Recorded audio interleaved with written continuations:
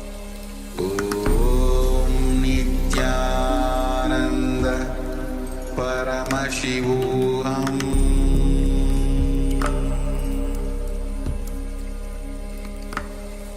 Om Nithyananda Paramashivoham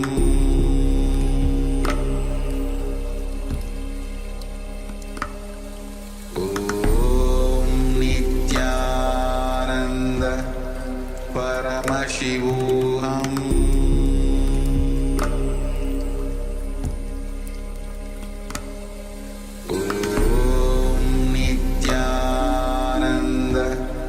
Paramashivoham.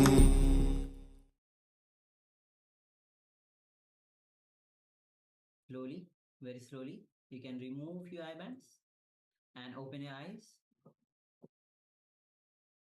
Yes. And now start to share what was revealed to you. Any detail that was revealed to you, please go ahead and share. Remember, it is Swamiji who is manifesting through you. So whether you are manifesting, whether you are not manifesting, or little bit or fully, it is Swamiji who is manifesting through you. So without any hesitation, just share. And remember, the more and more you start sharing, the more oneness grows in you, and you start to break the patterns within you. So it's not just about seeing the picture. Of course, there's power that you are manifesting, the powers of Paramashiva. So as you're manifesting, you start to break your patterns as well. So you grow oneness within you. So, and all the participants on YouTube as well, you can also start sharing your revelations on the YouTube chat. Yes, take a few moments and go into as much detail as possible. Anything that was revealed to you, share it here. There is no judgment, don't worry. There's no wrong answers. Everything that was revealed to you has been revealed directly by Swamiji. So don't miss sharing any details and celebrate, acknowledge his presence manifesting through your third eye. Some participants are already sharing their results. Again, all the other social media handles also share whatever was revealed to you. Yes, so we have one sharing in the Zoom. Anna fan shares triangle, pyramid, tree, lake to add. Okay, thank you for sharing. And all the YouTube participants also, you can also start sharing. And last power manifestation, we have a few sharings from the participants, and it was actually spot on. So all the participants on the YouTube, you can start sharing. Yes, Ma Ananda Agoda Rupini is sharing green, white, orange, rainforest, flowers, and jewelry. Thank you, Ma. Thank you for sharing. And we are just joined by Ma Siavu, Nithyananda. Nithyananda. And we have also Ma Ning who has joined us, Nithyananda. Nithyananda. Yes, Nithyananda. We'll have another round of power manifestation. So let's get ready for that. We are just about to, we are in conclusion of the first round of this power manifestation.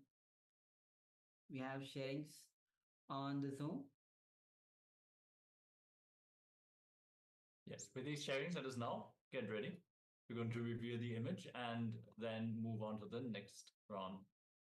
Yes. So as you can see, it's a image where a woman is having a AI generated image of the brain on one hand and the heart on the other hand, shining bright with the new lights. And she's probably looking at the heart. So it's indication how you should move from head to heart. The Anandagandha, the heart center. So when you move from heart, from head to heart, you achieve that super consciousness.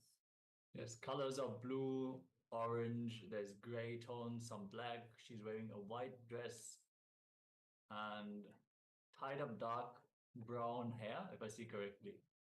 So if that resonates with you, definitely celebrate. And sometimes during the power manifestation, you might just have a feeling, a certain part of your body, a sensation in your body. Don't discard that. Any experience, anything that you experience is manifestation. See, even if you hear sounds during that time, don't think it is not related. Understand, Paramashiva is manifesting in you as your very life force. Paramashiva is manifesting in you as the very matter from which even your cells are made. So there is nothing that is not Paramashiva, nothing that is manifesting independent from him. So don't discard anything. Acknowledge him manifesting as you. Yes, Nithyananda Guru Prasadini. And let's get ready. And also we are joined by a few more new participants. We have Ma Stella who has joined us. Nithyananda. Yes. Alright, so let's get ready to manifest the second round of the power manifestation. So again, keep your eyes closed and cover your eyes with the blindfold. We'll be entering into the second round. Yes, as all the participants getting ready, make sure to join in, be on camera and participate. Even if you feel, oh, I didn't manifest this round, is this really happening? Am I just making this up? No, drop this and get ready. Join in and experience a breakthrough in your power manifestation. Just remember Swamiji blissfully from the space of gratitude. That is when the feeling connection to the Guru flowers. So you just take one incident, one click, one breakthrough that you have experienced in your life. That can be from a completion session. Surely for all those of you who return to the session, who have already gone through the program, you would have experienced a breakthrough in completion where you would just be melting. The tears would roll and you would feel the dissolution of the ego, the dissolution of your obstacles, all the patterns when they melt. Just be in that space of gratitude that you experience when this load is lifted from you.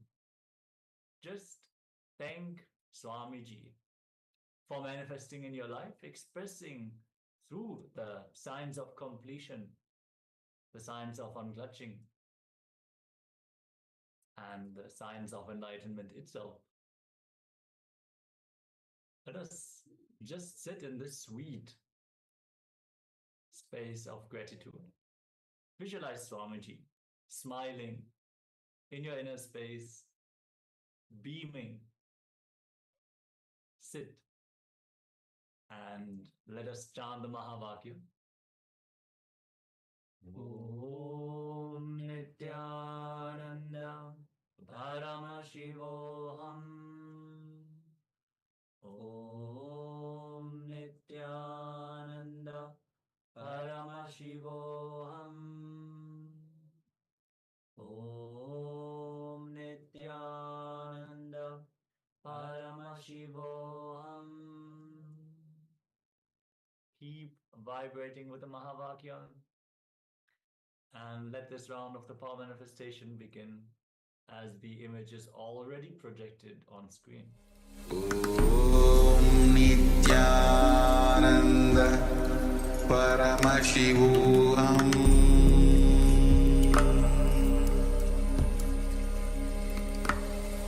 Om Nithyananda Paramashivoham.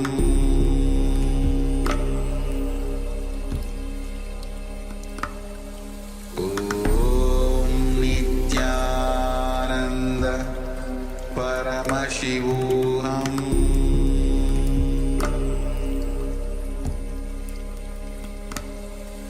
Om Nithyananda Paramashivoham.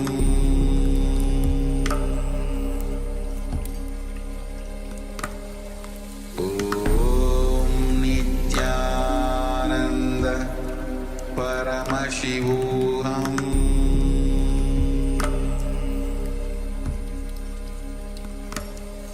Om Nithyananda Paramashivoham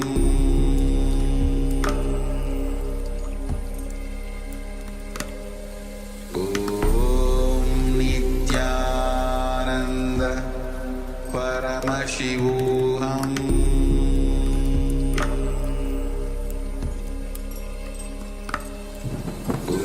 Om Nithyananda Paramashivoham Paramashivoham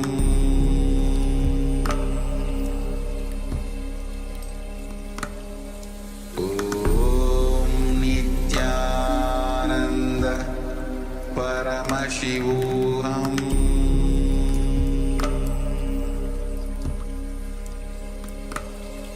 Om Nithyananda Paramashivoham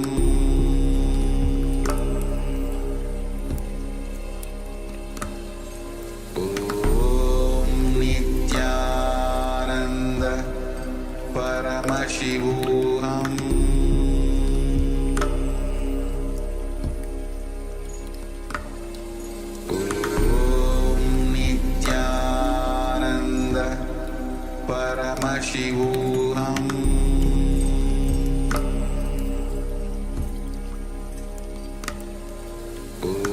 Om Nithyananda Paramashivoham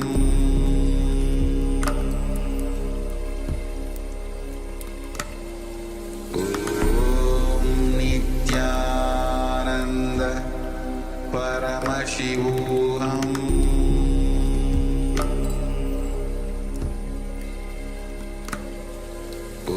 Om Nithyananda Paramashivoham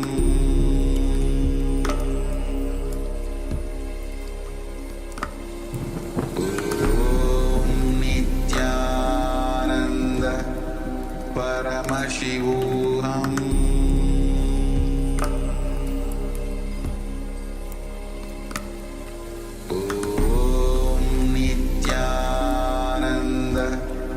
Paramashivoham Om Nithyananda Paramashivoham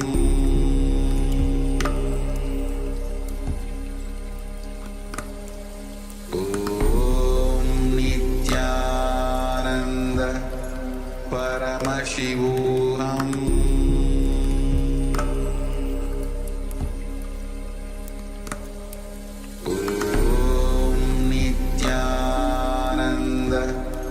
Paramashivoham Om Nithyananda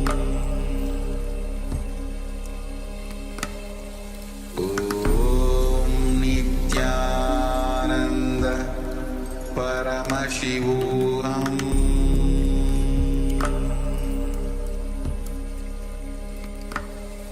Om Nithyananda Paramashivoham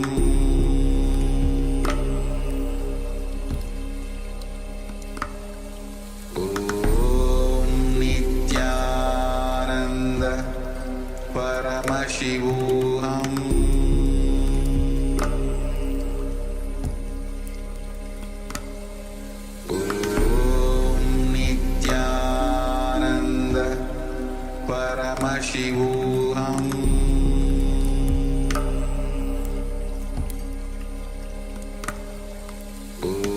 Om Nithyananda Paramashivoham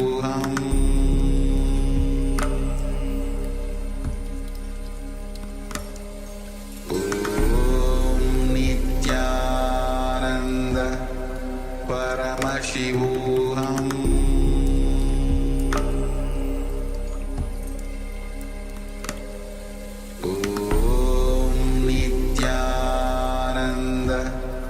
Paramashivoham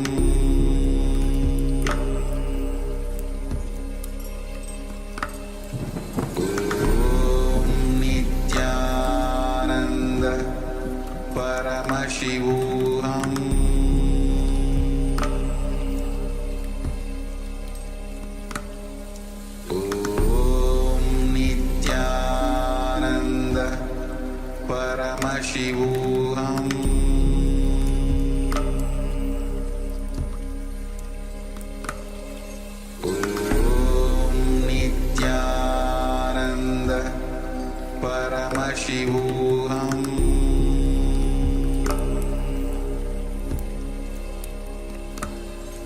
Om Nithyananda Paramashivoham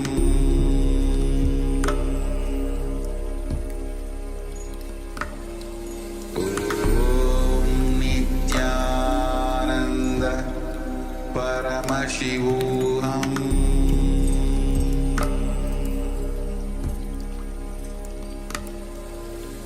Om Nithyananda Paramashivoham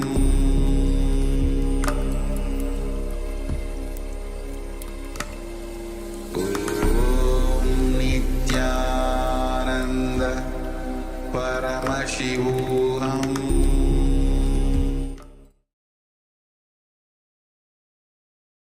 Now slowly, very slowly, remove your eyelids and open your eyes.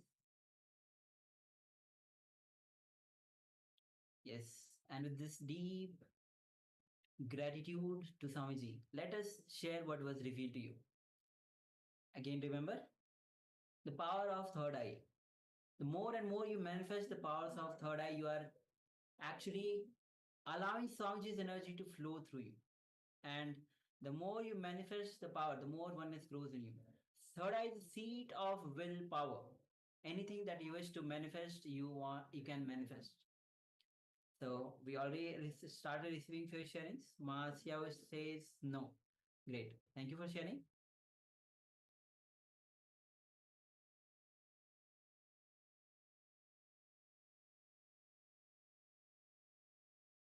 Let's take a few moments and share.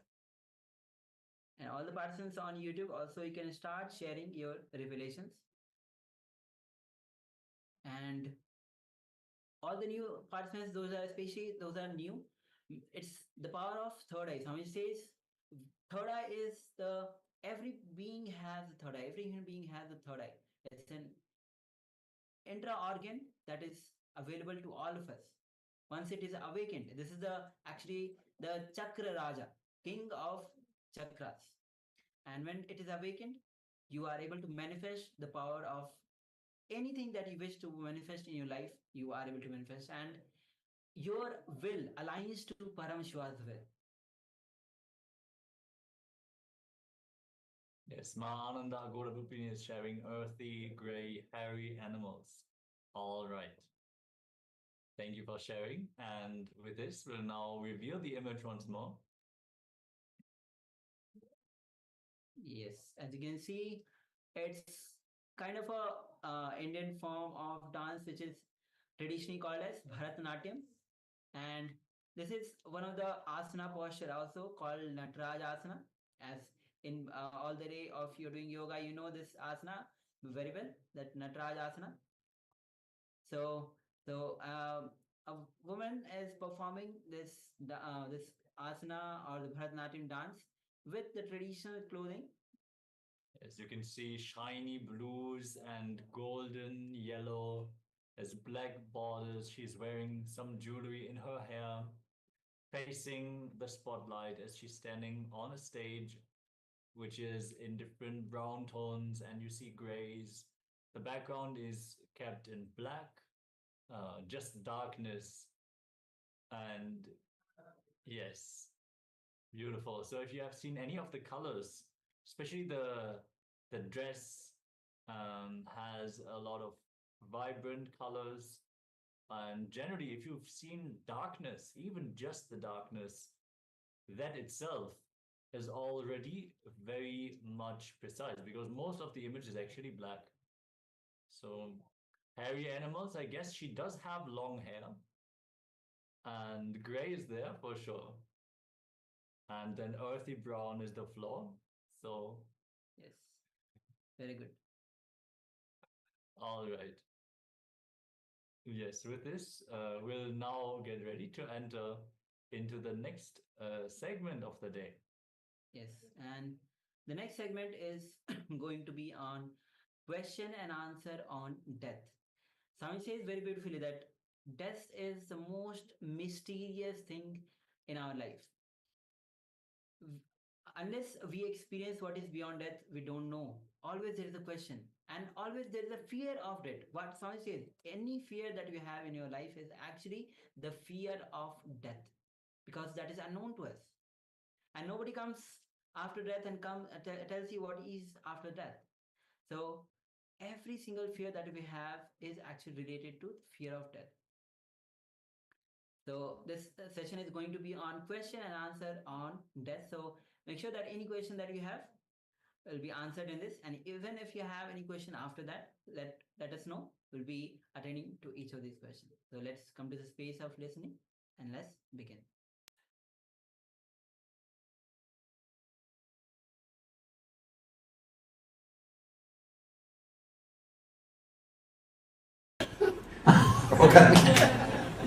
She is asking a question, how the death will be.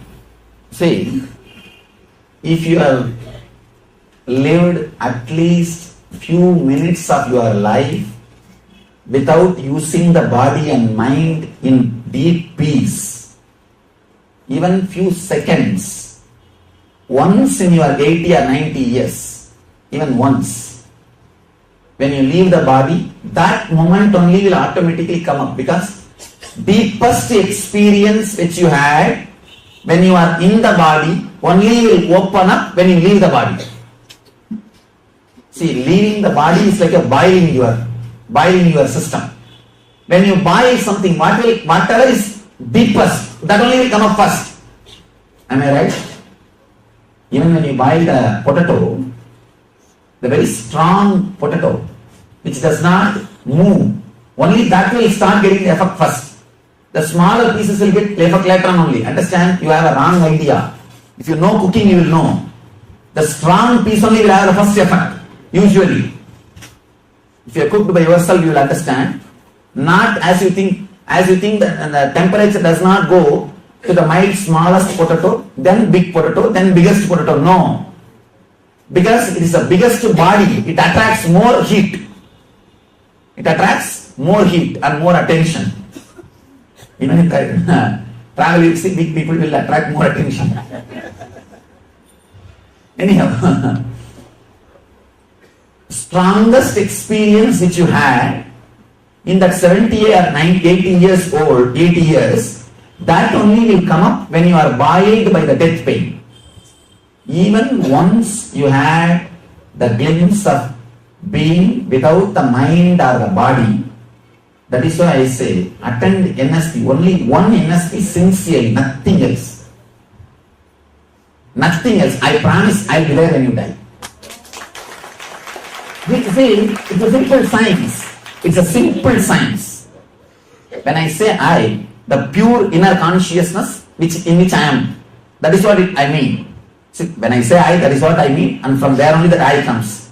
The pure inner space, I try to insert into your system by at least 1 or 2 seconds. See, you don't need 1 hour or 2 hours. If you have, that is beautiful. 1 or 2 seconds. If your mind and body unclutches from you, that is enough. Because any experience without body or mind will be the strongest to hold your inner space, to possess your inner space. That will automatically pop up when you leave the body. When you leave the body. After that, even, you see, I always tell people, if you have done in NSP intensely and had only one glimpse, and whether did I have or not, if you have doubt, you will not have it. Be very clear. Actually, when you have that, even the doubt will not be there. It will be so clear. Yes, I know. I had the space, I had the gap. Even once that gap happens, that's enough. Because that gap is so powerful. After that, even if you don't meditate or forget me, forget everything, and forget spirituality, if you are just running your life in a so-called normal or below normal level, also no problem. Because everything which you do through your body and mind is only a simple samskara. But this glimpse is the beyond samskara. So this will open up. If this if you have one glimpse of the inner consciousness without body mind, you have done what needs to be done. Nothing needs to be done after that. I always tell people, if you had one glimpse, after that, even if you don't meditate, your death will be great. If you meditate, your life itself will be great. That's all. That's all, nothing else. Because the break which you give, one unclutching experience, is powerful enough to burn all samskaras during leaving the body. See, when you leave the body, all the initiations related to the non-reliability or the impermanency of this world will automatically open up, because this world is being taken away from you. For example, whenever you are hit by poverty, all kinds of justifications, because it's a survival time, you have to face that situation.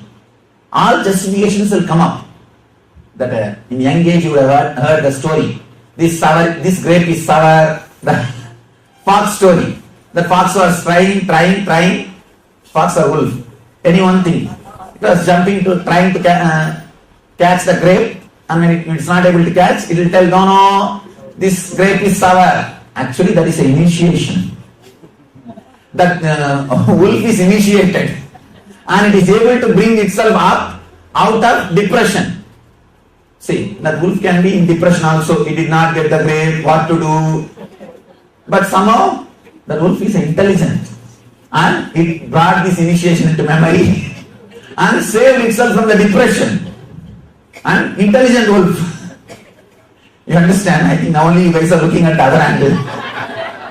Always you looked at this angle. But this is the truth.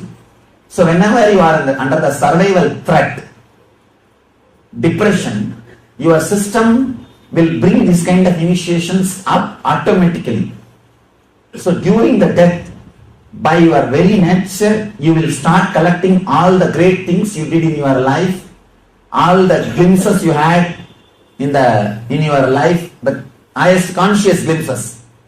Some masters you met, you criticize, even those people you will call and you will fall at all their feet. That is why during death fear, all the atheism will disappear. Automatically all atheism will disappear, all criticism will disappear, everything will become clear. And if you had even one glimpse, that is enough to nullify all your engrams. All your engrams. This is so powerful, this one glimpse, that will act like a light to travel through the wide forest of engrams. One light, one lantern is enough to travel through 100 miles of forest also. You don't need second lantern. And this is the one glimpse is more than enough to travel throughout the journey. Because engrams at that point will be only in black and white. This whole world is engram, samskaram. This whole world will be only black and white. Only this glimpse, tejas, will be in multicolor. Sourceless light. One glimpse which you had, the unclutching experience, or the experience beyond body and mind, that only will be multicolor. Simply your attention will be attracted to it, and you will go behind it. You will go behind it. That's why I always insist. Even one glimpse is more than enough to save you from the depression, to bring you out of the depression. So if you had at least one glimpse, that will be such a beautiful, relaxed, liberating experience. Because the restrictions are removed. See,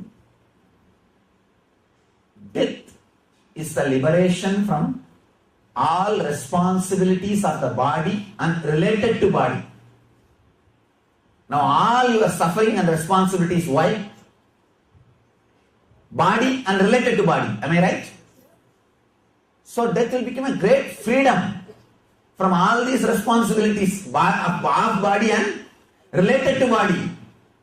If you have one glimpse. Otherwise, when you leave this body, you will suffer so much because of the suffering and you will miss this body. See, if you miss, the most loved thing in your life is what? Your body. So naturally you will miss the body terribly. You will take the body immediately within 3 kshana. You will run to take any body. The person who misses his old lover will run and fall for anybody. Because he is missing so much, he does not see the qualification. He does not see the all is scared. The second time he decides, no, I need somebody too lonely. And he falls for anybody, anything. That is the way the problem will be there. If you are missing your body and mind during the death, it will be too shocking. You will not be able to handle and you will run and catch somebody. Yes. So if you are missing the body after death, you'll be running and finding any body that is available and you'll be taking birth. Swamiji says very beautifully that if we had that conscious glimpse of that super consciousness, you will beautifully leave the body, pass through all the 7 layers without any suffering, without any problems with the engrams, and you will enter into that super consciousness. And we have been joined by Ma Alishika, Nithyananda. Welcome to day 8 of Paramashivoham. Yes. So in the introduction, Swamiji had covered the death experience that he had, where he witnessed a person leaving the body and going through the various different sufferings related to the body layers. So we are now going to recap the body layers and give a small glimpse. And you can take notes if you like, where you can have an idea what are the different body layers and what are the engrams that are connected to these body layers, so that even at your time of death, you will know exactly what are the different patterns that could pull you back down, take another birth unconsciously. And as Swamiji just now shared, if you miss your body at the time of death, you'll just jump and take the next one. Anybody. You will not even take your time and plan the route of your life path. No, you'll just jump on the next one, and whatever comes, you have to deal with that. So let us take a look at the different body layers. Here you can see in the circle the 7 body layers are projected. So Swamiji has actually already introduced these 7 layers. The 7 layers of the body that all of us have. So first, which we can very physically see, which is the physical body made of flesh, bones, the food that we eat, and all the physical pain associated are the samskaras of physical pain as associated with this layer, the physical body, physical layer. Yes, next is the pranic body, which is related to the flow of the prana, the life force energy within the body, and it is directly linked to our breath. And there's some samskaras which are associated with the pranic body are the desires, various different desires that we carry. Swamiji beautifully described how our breath changes when we are filled with desire. That is the first indicator that a desire is triggered in the pranic body. And the next is a mental body. In this body, in this layer, all the guilts that we experience. Guilt acts as an anchor in your being, which stops you to move forward, to take step forward. So all the guilt that, whatever kind of guilt that you have is stored in this layer, the mental body, mental layer. Yes, next is the etheric body, which is connected to the experience of mental and emotional pain. So directly, these kinds of experiences are stored in the etheric body, which is also the body that we experience while we are in the dream state, our dream body. So take note of this as well. Next is the causal body, causal layer, which is related to the deep sleep state. So directly we cannot do anything with the causal body. To work on this body, we actually work on the first 4 layers. Then this layer can be worked on. So we cannot directly work on this layer.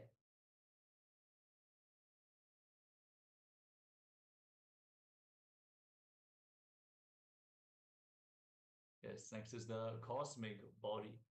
That is when we actually transcend the human frame and we experience ourselves existing in the external objects as well, and it is directly associated with happy memories. That is why when you can manifest the sweet, blissful inner space, that the power manifestation also becomes very easy. It is that's why Swamiji tells us to celebrate even when we feel we are yet to manifest, even when we feel, oh, manifestation did not happen successfully for me this time. We shouldn't even use these words because they only reaffirm our beliefs about our ability to manifest the powers. But celebrating, being in that blissful mood, that joyful mood, and the beginner's mindset, that's what's going to bring us there. And the next layer body is nirvanic body, which is the ultimate consciousness itself. Yeah, it does not carry any patterns. It is pure space. So we'll take a moment, and you can also sketch the graph that's which is actually the already projected. You can also write down the 7 layers and associated samskaras related to that. So have it for a reference. We have, as we go throughout the day, we'll be working on each of these layers.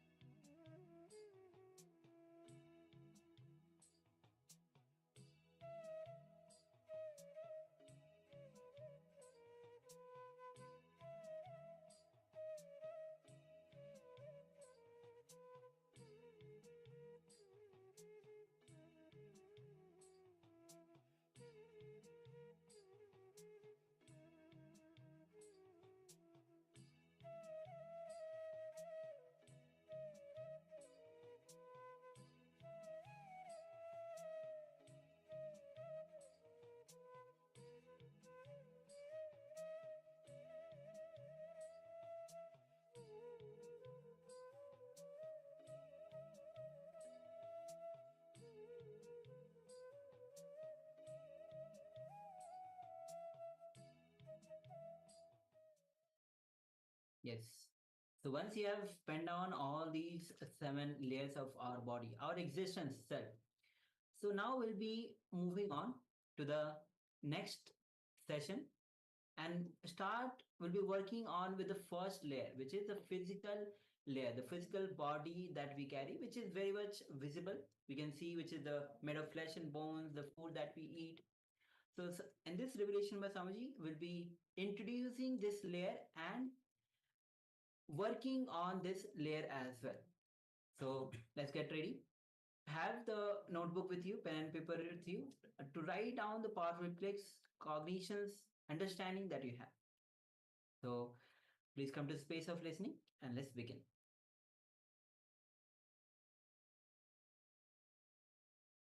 Alright, now it is time. Now let us enter into the first physical body. In physical body there is nothing much to be learned. There is nothing much to be done. I am just preparing you with this meditation to enter into the meditations.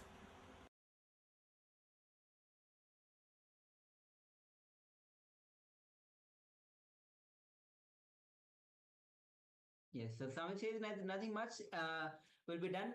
It's a preparation for the next, the meditation itself for the physical layer. So let's get ready to enter into this as we move on. This is going to be a guided meditation by Swamiji on the physical layer. So as it is a meditation, so make sure that you are having a space for yourself where you can comfortably perform this meditation. It's going to be a powerful meditation. So let's get ready to work on the physical layer through the meditation. And also those who are interested, who wants to join you in this meditation, you can also invite them as well. And also start sharing these meditation techniques to, especially because everybody has these 7 layers. Working on the layers is very much important for all of us. So you can also start enriching other people as well for the investigation. So before that, let's work on this layer through this meditation as Swamiji already mentioned. So please come to the space of listening and let's begin.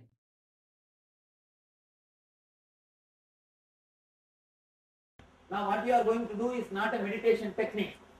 It is just preparing you. Preparing your body. It's like warming up. Preparing your body to enter into the deeper levels, deeper layers. The physical level, nothing much needs to be done. Whatever can be done, you are doing. Whether giving food or anything, you are already doing. All we need to work is only inner level, inner layers. Second layer onwards only. But the first layer, we will prepare the body so that this next 2 days we will be able to meditate. Just for that. It's a simple guided meditation. If you have done Arogya Spurana, you would have done it. Just tensing the whole body from toe to head. We will tense the whole body step by step so that you will become fresh and alive. The body will become alive. 2 days you will not feel tired and you will be able to continuously meditate. Just tensing from toe to head, part by part. That's the first step. The second step, inhaling and exhaling through every part of your body. This is very important thing. Understand? According to Ayurveda, you are not inhaling or exhaling only through nose. You are inhaling and exhaling through every pore of the body. The whole body is inhaling and exhaling. The whole body is inhaling the etheric space and exhaling the etheric energy. So now we are trying to awaken the etheric energy, inhaling and exhaling. Etheric energy breathing in you. How to do it? Please listen the instruction carefully. See, the second step, visualize as if every inch or every point of your body is inhaling and exhaling. For example, when I say inhale through head, visualize the head is porous and visualize every hair hole, every pore is inhaling and exhaling. And then when I say inhale through face, visualize through ears, nose, mouth, eyes, through every hole you are inhaling and exhaling. So inch by inch you will visualize your whole body is inhaling and exhaling. To awaken the body intelligence. 2 steps. First step, you will tense from toe to head, inch by inch by inch. When you come to knees, forget the calf muscle. When you come to thighs, forget the knees. Inch by inch, you will tense. This is the first step, from toe to head. Next step, from head to toe, you will start inhaling and exhaling to that part of the body. I'll guide you step by step. I'll guide you step by step. Please stand up. Tie the ribbon. Close your eyes and tie the ribbon. Make enough space. Do not keep sharp things on the ground. Even if you fall, you should not hurt yourself. Do not keep pen or specs, sharp things on the ground.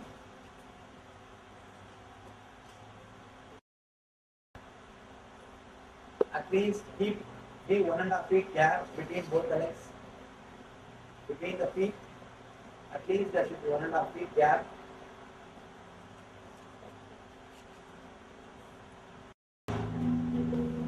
Do it slow.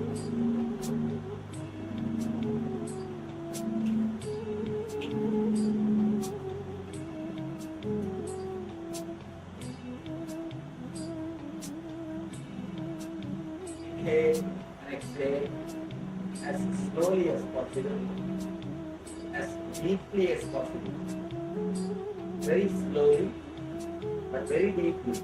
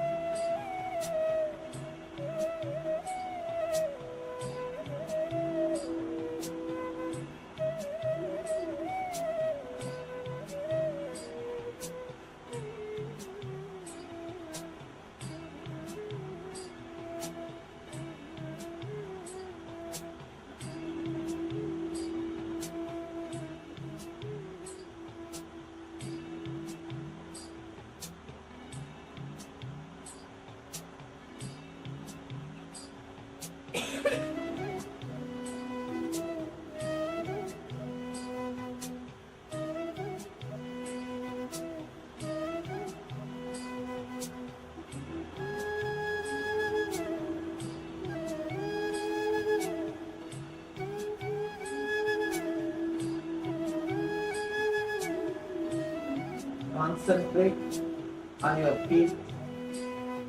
Come down. Bring your mind to your feet.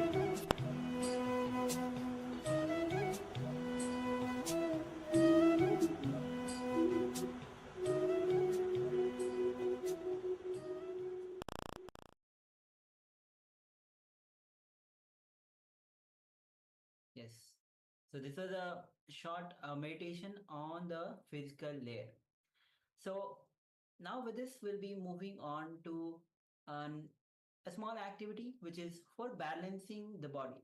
It's a small step but important step, because every step having the balance in the body is very crucial. Understanding even how to sit. So we'll be entering into this activity of balancing the body. Yes, and followed by that activity, we're going to have a meditation. So, as in the Nithya Kriyas as well, there's first a preparation, and then we enter into the actual experience. So, many times when people meditate, they will just sit. They will not be active, they might be tired, the energies in their body are not flowing freely, they did not do any yoga or anything that awakens the energies, cleanses the nadis and prepares the body. No, they just sit and then they hope that something happens. Some people, they sit for hours and hours every day, but they don't have any experience. And that is because the body is not prepared to even hold that kind of energy, to have that experience. So let us first enter into the preparation where we balance the body, and then we are going to enter into the meditation for the physical layer. So as we start, just think of mala, a red sandalwood chain that we wear. So any mala that we wear, you can think of that mala as the center of gravity line of the body. See, if the line is straight, then it means the mala is in the rest position. If the mala is held to the side, then it is not resting. If it if if you leave it, if you leave the mala, it will come back to the restful position, which is the center of gravity. And the down position. So suppose this is the mala. If you just leave it, it comes to the restful awareness, restful position. So this down position and the mala is totally resting and comfortable. In the same way, your center of gravity line should fall in a straight line. If it falls so, you will be totally comfortable in your body. You will be able to forget the body. Yes, you will experience this. If there's any tightness in the body, even if you try to be straight, actually you're not straight. You're just bringing tension in the body. Only when you can fall into the pure alignment, fully fall into the relaxation, your body will both be straight and you will be in intense awareness, intense restful awareness, not stuck with this pain, that stiffness, this uncomfort. No, you'll just be fully relaxed and centered.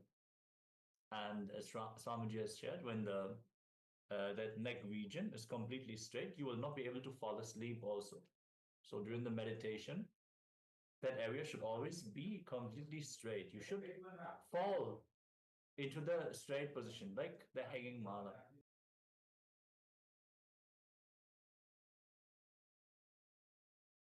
So now let's enter into the balancing of this experiment on your body itself. So just sit cross-legged on the mat. So if you are having the mat, if you don't have the mat, just sit on the floor.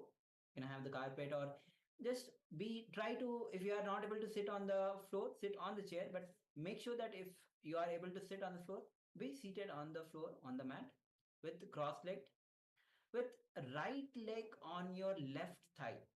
So this is important step. So make sure that you are sitting with your right leg on your left thigh. And if you can't sit on the ground, you can sit on the chair. But the best practice is to sit on the ground. So sit with your left leg on the left thigh. And if your legs are really under your control, you should be able to do the Ardha Padmasana. This is the Ardha Padmasana posture. Only then your legs are under your control. Many people actually are difficult for them to sit in the Ardha Padmasana. But if you are actually practicing PVK and the Nithyananda Yoga daily, you are very easily, comfortably, you'll be able to sit in this Ardha Padmasana. So only then your legs as you'll be under your control. So recommending all of you to do the daily yoga, have the balance in your body.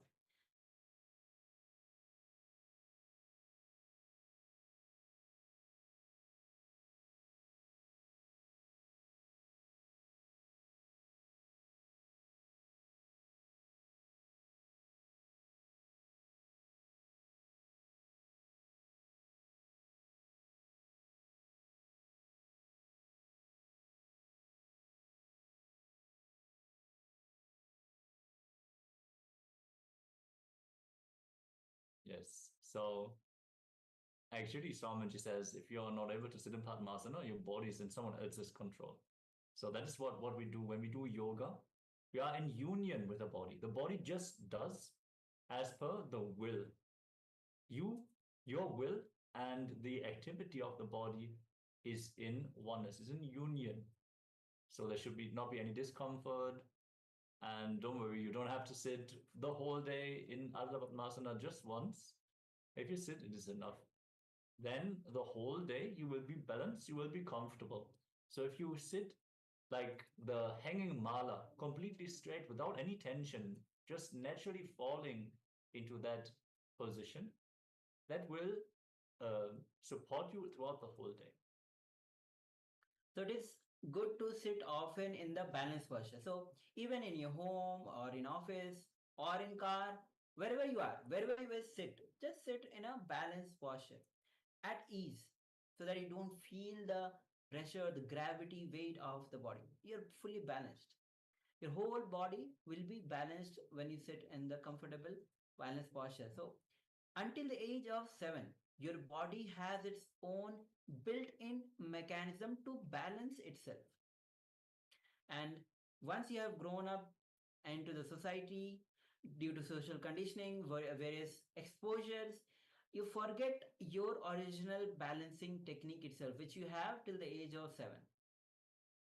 Yes, once you learn the technique, once you understand it, once you get that feeling, that experience, you don't have to sit like this the whole day. You don't have to sit straight. Whatever way you sit in it, the body will balance itself. It is like a neck. It is something you need to experience once, you need to cognize. And from there, naturally, this is how the body wants to sit. So it will it will simply fall in place. It is like when you start training to ride a bicycle. In the beginning, you need to sit straight on the seat, hold the handles properly, and actively you have to balance. But once you have mastered the technique, you can even put your legs on the handlebars and you will be in balance. Put your hands behind the neck and drive around. So it is just a neck of balancing that needs to be learned. Or for like adults, it needs to be relearned because we have so many like the chairs where we sit in a very fast position. We lean against things a lot. We use leans a lot, which actually destroy the body's awareness and self-balancing mechanism. So for the participants, whenever you can sit just in the balanced position without any backrest or arm support, you don't need that. Your body is designed to be able to hold itself. So actually, it is going to take only a few minutes. So we'll be entering into this exercise itself. The first step is, for one moment, lean forward slightly. So as you are sitting on the floor or even on the chair, for a moment, just lean forward and put your whole body's weight in front of you. So just lean forward and put your whole body weight in front of you and feel the weight of the body.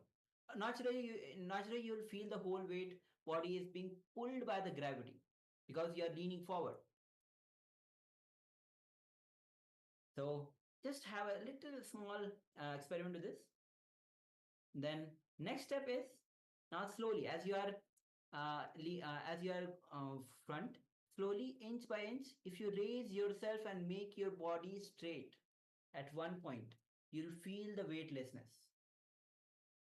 You will see your whole body is leaning forward. You will feel the weight, heaviness of your being pulled by the ground. So that is important step. So now slowly in the leaning backward to the midpoint. So once you are leaning forward and you go back and then come back to the middle posture, when you feel it, that the gravity is pulling, having the weight while you're leaning forward or backward, and center point, the midpoint, you'll feel the weightlessness. You'll feel the gravity becoming less. At one point, you'll feel totally weightlessness. So just experiment with this. Lean forward, backward, midpoint. You'll feel the weightlessness at one point. Actually, that is what's causing a lot of the back pain and headache, because we sit in front of the TV or our gadgets, we look down. The head itself is in front of the body. So all the gravity is pulling it down, and our neck and back, all the muscles, they have to work to hold the head against the gravity. So once we fall back into that midpoint, the weightless point, the headache will just disappear. You will just fall into the relaxation.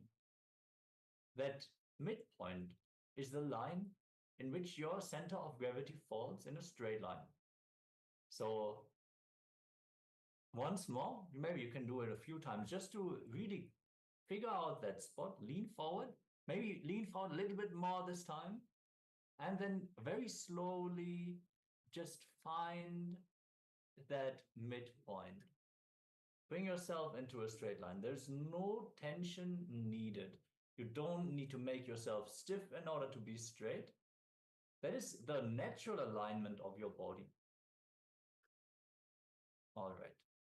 So the next step, now slowly bring yourself back in the straight position again. When you feel totally weightless and relaxed in your center of gravity line. Now you will be able to feel this balanced position well. You would have played around with this effect and you would have gotten this as your experience. Just rest in this weightless position for a few moments. One thing should be understood. Your center of gravity should be in a straight line and you should feel weightless at this point. At that point, which you feel you don't have any weight, at that point, when you feel your body is the lightest, that is the point when your body is balanced. At this point, the hip should be in complete rest. It should not be moved. It should be totally fixed. Sitting in Ardha Padmasana, your legs are locked, not fully locked, but held in position stably.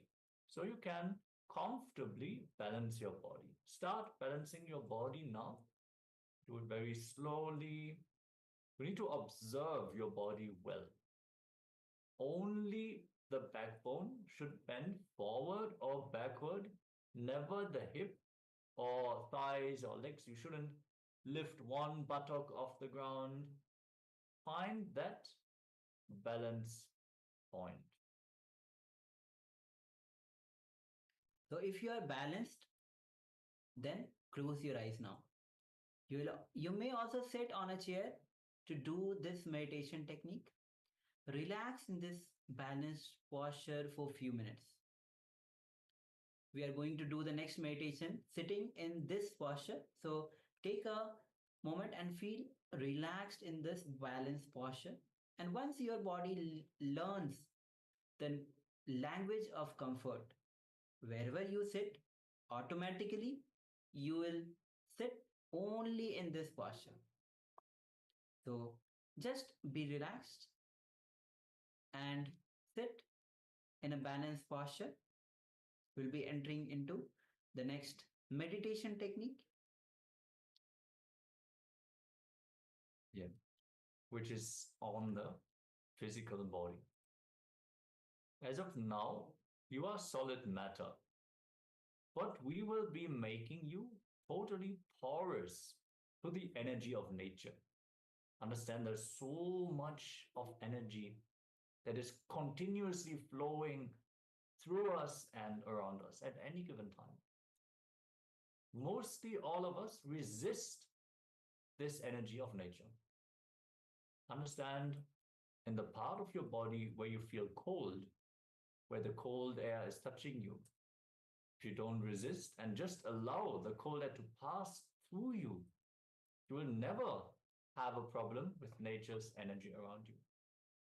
If you have the basic understanding, if you have this basic relationship with nature, you will not fall sick due to cold and such things within nature.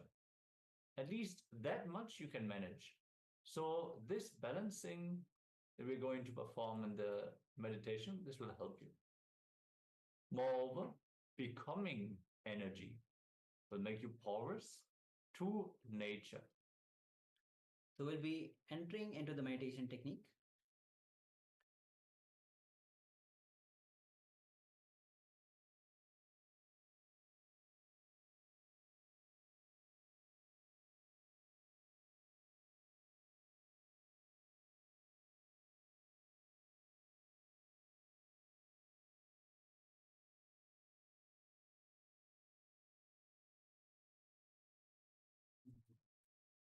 So now let's enter into this humming meditation technique itself. Slowly start humming intensely as slowly as possible. So start humming as slowly as possible, as deeply as possible, and as loudly as possible. Think of yourself as a hollow vessel and start humming. Forget your body, forget your mind, just become the humming. Put your whole effort in the humming. Even if you have a slight tremble in the body, or cough, or burp, there is nothing wrong. Continue as deeply and intensely as possible. Forget everything else. Just become the humming. So please start this humming as deeply as possible, as loudly as possible. So go as low as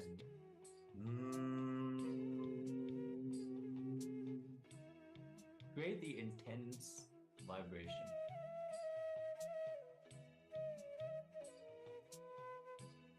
So just put your whole effort into the humming and forget you are an individual person. Forget your body, forget your mind. Just drown yourself into the energy that is being created from the humming. Forget your body, forget the mind in the humming. Yes, let's enter into this meditation.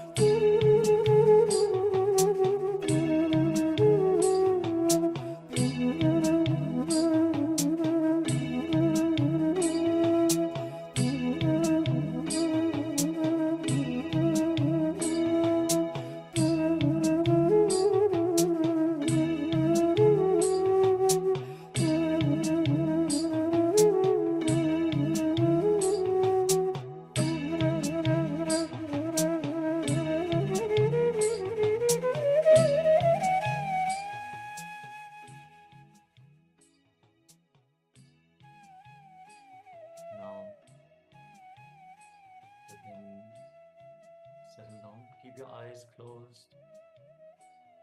Just breathe calmly. Sit and just witness all your thoughts. Don't suppress any thought. Don't condemn any thought. Just see what is happening inside and outside your body. Whatever happens, let it happen. Just be a witness to everything that is happening throughout your body. Relax. You can stop the humming and just sit with your thoughts. Just be a witness of your vast inner space. Let's take a few minutes.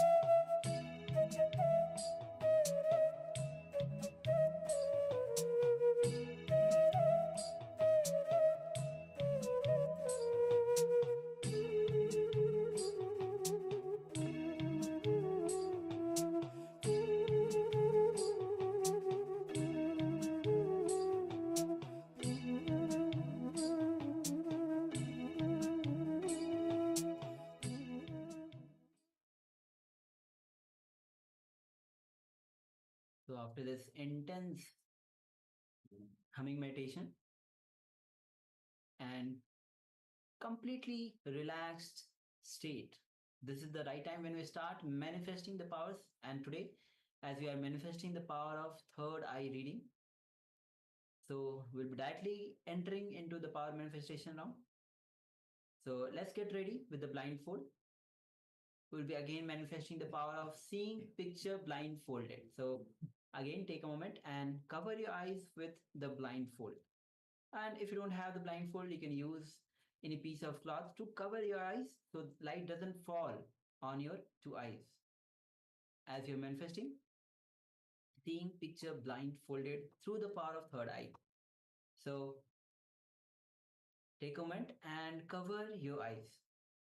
And Swami says very beautifully, there are various powers of third eye. Seeing picture blindfolded or numbers or anything is just one of those powers. So let's enter into this meditation. You can sit with your head, neck, spine in a straight line and visualize Swamiji in your inner space. Allow Swamiji's energy to flow through you. His infinite love, grace, and compassion flowing through you and radiating through you, feeling every trillions of cells in your body, bubbling with his super conscious energy.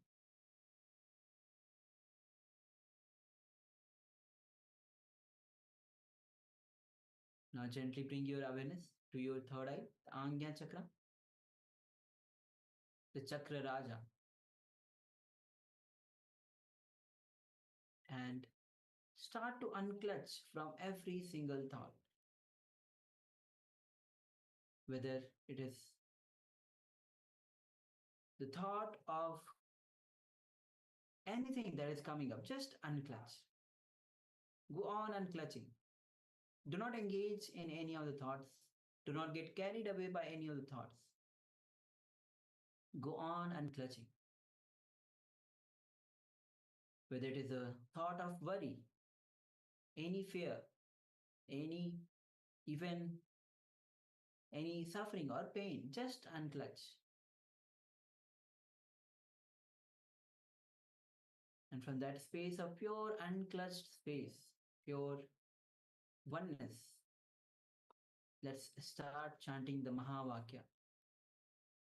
Om Nithyananda Paramashivoham. Om Nithyananda Paramashivoham. Om Nithyananda Paramashivoham. As you keep chanting the Mahavakya and vibrate with this, the passcode, the Mahavakya that Swamiji has given to us, let's manifest this power of seeing picture blindfolded.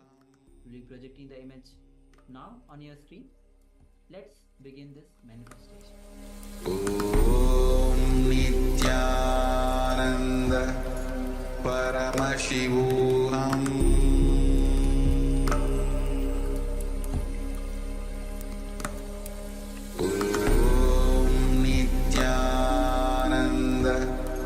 Paramashivoham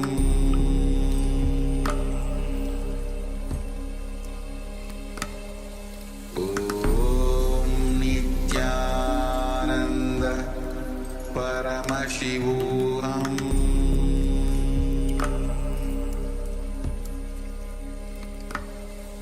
Om Nithyananda Paramashivoham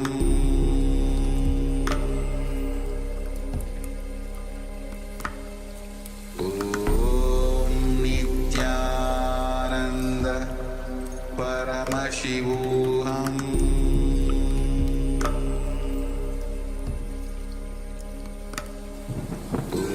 Om Nithyananda Paramashivoham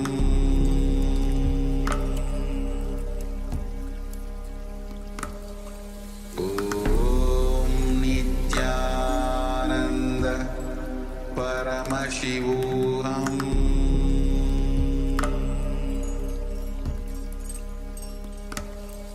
Om Nithyananda Paramashivoham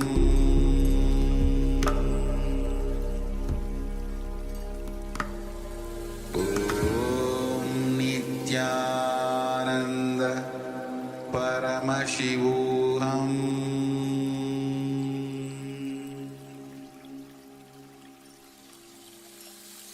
I bless you all. Let you all open all your three eyes.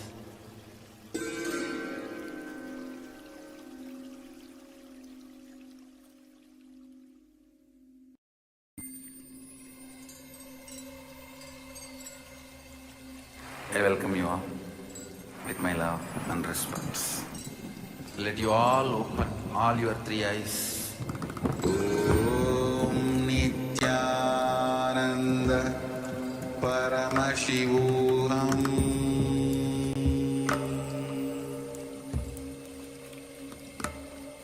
Om Nithyananda Paramashivoham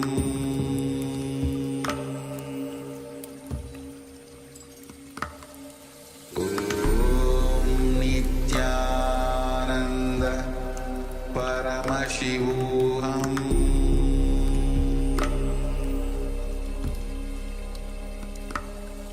Om Nithyananda Paramashivoham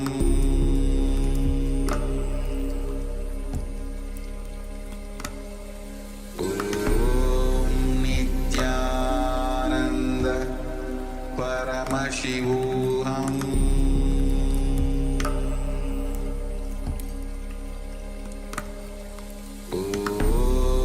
Nithyananda Paramashivoham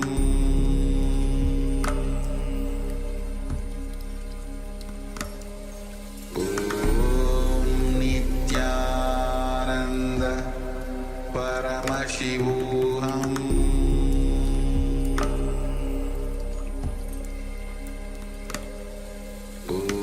Om Nithyananda Paramashivoham Om Nithyananda Paramashivoham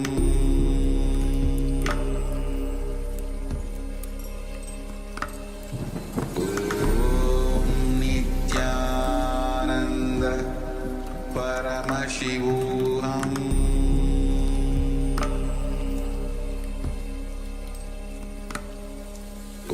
Om Nithyananda Paramashivoham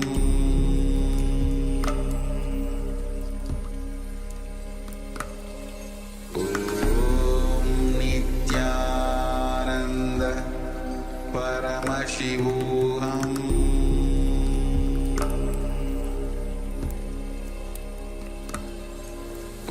Om Nithyananda Paramashivoham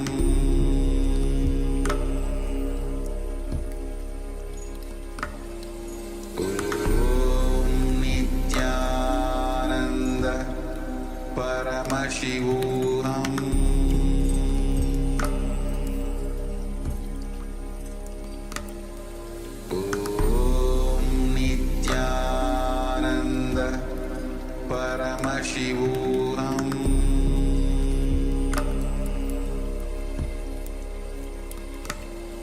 Om Nithyananda Paramashivoham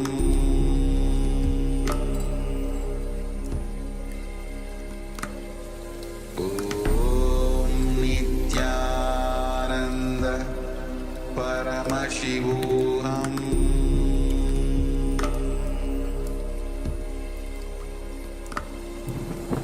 Om Nithyananda Paramashivoham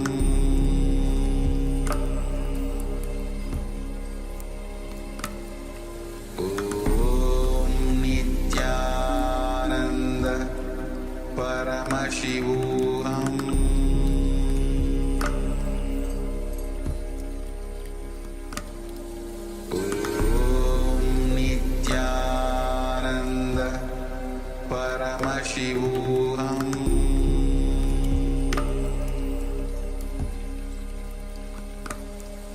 Om Nithyananda Paramashivoham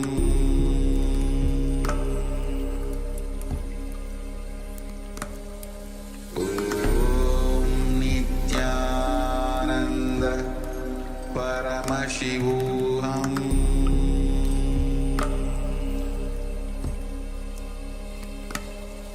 Om Nithyananda Paramashivoham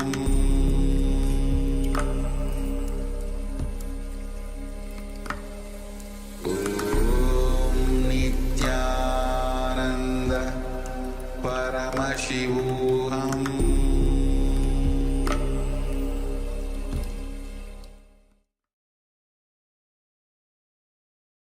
Now slowly, very slowly, you can open your eyes and relax. And from this deep restful awareness with deep gratitude to Swamiji, take a moment to share what was revealed to you through your third eye. What Swamiji revealed to you through your third eye. Understand it is Swamiji who is manifesting through you. So without any hesitation, go on sharing and understand that whenever Swamiji manifests, so do not judge anything. Many times you will feel like, I saw this, but it cannot be. So you will neglect that part and share the other thing. So make sure that without any judgment, without neglecting anything, share as it is. So take comment and share, and all the participants on YouTube as well, you can also start sharing on the YouTube. Will be attending to each of your comments.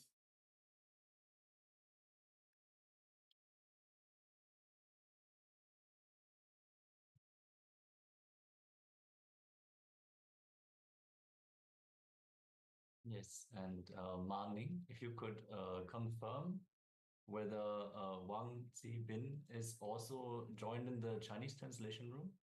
Just wanted to make sure that whoever is setting up the stream for him is making sure that he also receives the Chinese translations. That would be great, man. So let us share anything, any detail that you saw. Remember that even a little bit of info that was revealed to you, do not hesitate to share. And requesting other participants, those who have cameras switched off, please switch on your cameras. Many participants actually are not on camera right now. Ma Letang, Ma Sia Wu, Ma Nithya Guru Prasadini, Ma Parabrahma Sarupini, Tsu Wei Ping, and Ma Shuklananda all do not have their camera on. And Ma Kaidi Wang and the user iPhone are not visible on camera. So please make sure that you're also present, you're also visible on camera, so that the entanglement can also happen. It is not only about listening, it is about participating. Yes. So okay, Ma. All right, let's make sure that we get Wang Zibin onto the Chinese translation room. I'm not sure how good his English understanding is, but I think that would be good for the experience. all right, so we have one sharing from Ananda Hurupini. It says, first, I felt warm sunshine on a forest. Later, I saw scenery with water, bridges, etc. And then there was something like a chicken. All right, thank you for sharing. Very vivid. Thank you for sharing, Ma.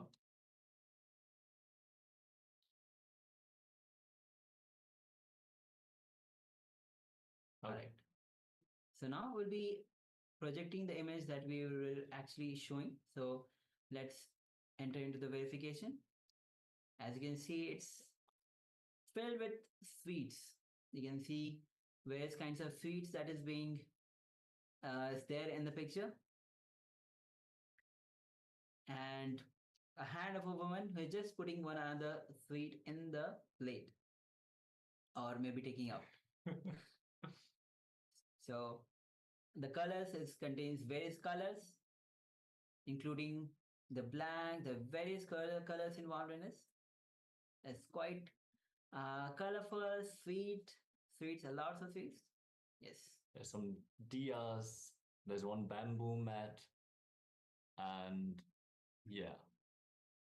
So if this resonates with anything that you received, anything you experienced, maybe you had that sweet taste on your tongue during the power manifestation. Yes. You never know. You never know. Or you remembered that you have some cake in your fridge. You never know if it is related to the power manifestation. That is why we put so much of emphasis on going into detail and describing every little bit, every little experience that you have.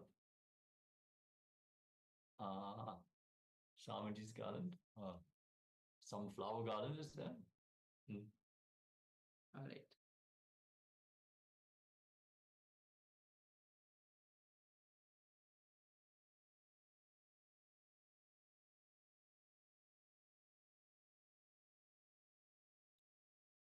So with this, we'll be moving on to next, which is going to be the meditation on the, excuse me.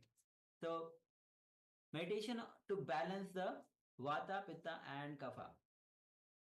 So Ayurveda says very clearly, especially that is based on the three forces that we have, which is dominant in us, Vayu, Vata, Pitta and Kapha. Vata is also referred as Vayu. So Vayu, Pitta and Kapha.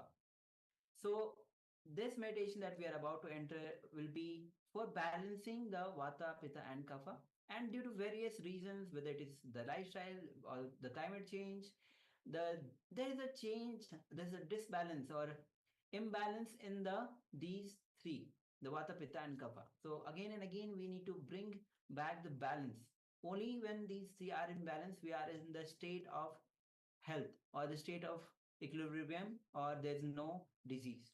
When there is a little bit of imbalance, that is a state of disease. So let's get ready to enter into this meditation on the Vata, Pitta and Kapha, to be directly guided by the Swamiji himself, the Supreme Pontiff of Hinduism. So let's come to the space of listening and let's begin.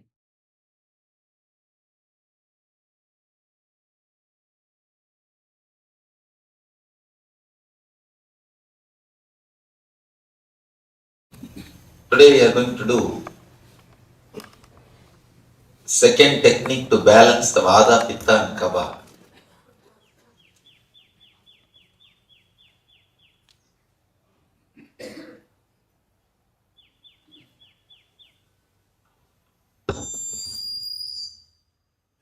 I can stand so that all can see. So yesterday we worked on just verbalization, means just the sound.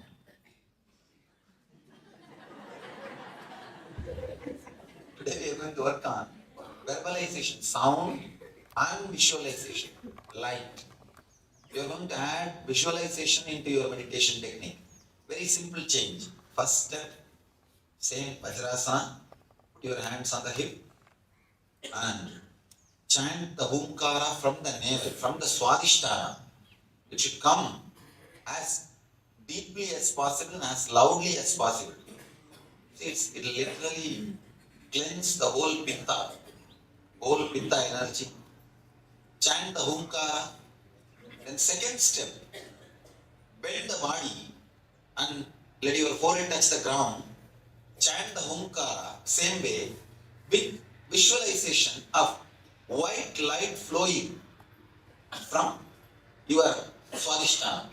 See, when you add visualization, you don't know how much work you are adding to your inner space. It's actually,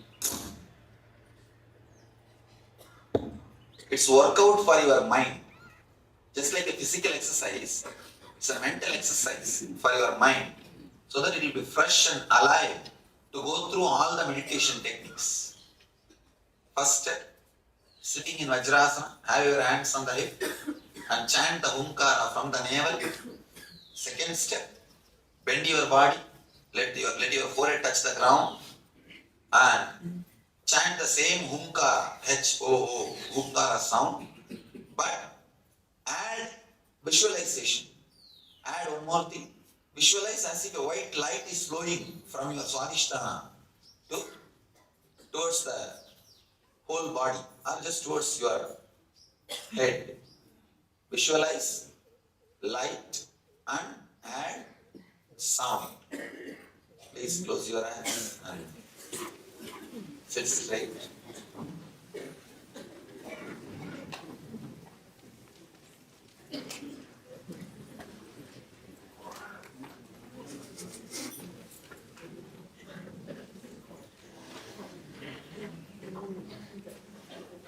Kailaripa.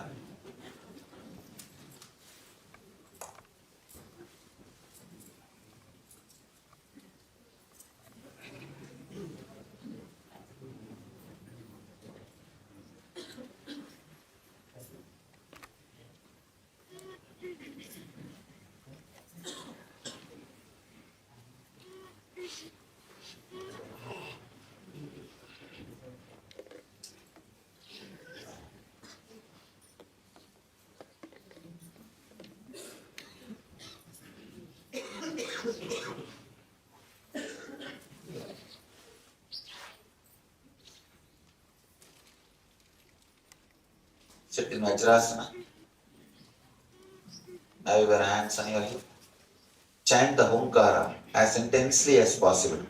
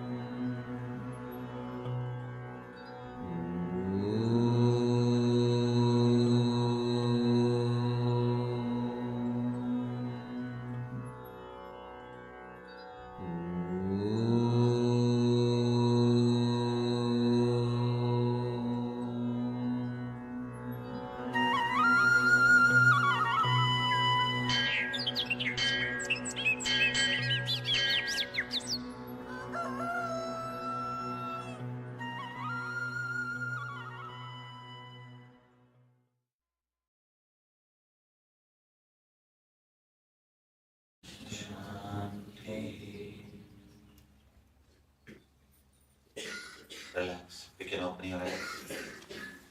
Please go and do the oil pulling in the kitchen near Anand Sabha. You'll be given a gingery oil. Please do the oil pulling. Yesterday I saw few people escaping. Please don't escape.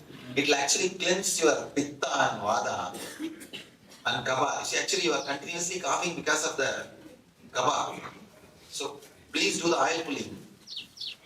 You will be able to do the meditations intensely. Your whole body will be ready to do the meditation. I am trying to help you from all sides, using the best things of yoga, best things of Ayurveda, best things of cleaning things, cleaning traditions. We have many traditions to clean our navel and clean our throat. And of course, best things are Vedanta and meditation. So please do not think, oh, oil pulling and all is too small thing for me. And these are all too cheap.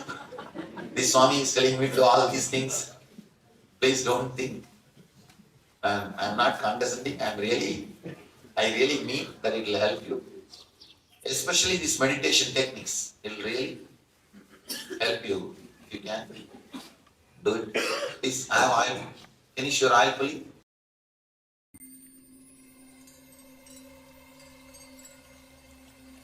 I welcome you all with my love and respect. Let you all open all your three eyes. Om Nithyananda Paramashivoham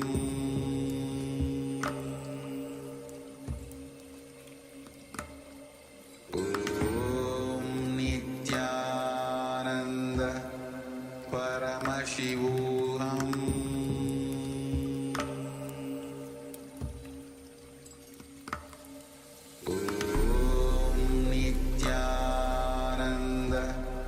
Paramashivoham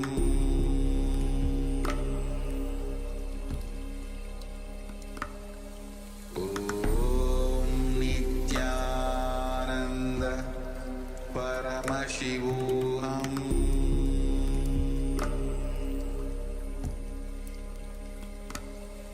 Om Nithyananda Paramashivoham.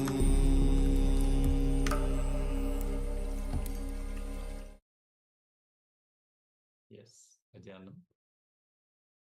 With this, we come to the conclusion of the technique to balance Vata, Pitta, and Kapha, the three doshas, the imbalances that we experience in the various parts, various aspects of our bodies.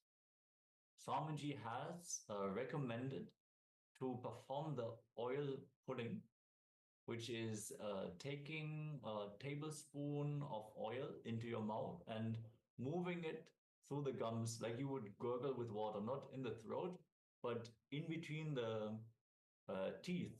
So pulling the oil back and forth for approximately 5 minutes, which can remove harmful bacteria and residues, humors, which are inside the pockets of the teeth. It can brighten the teeth and remove bad smell. It can prevent inflammation in the mouth area. And since the mouth is the entry point for the entire gastrointestinal tract, all the harmful bacteria which live in your mouth, they will spread through your entire body. They will travel through the entire body. So having a clean mouth is a very great first step towards overall digestive health. With this, we're going to get ready to move on to the next of the 7 body layers, which is going to be the pranic layer.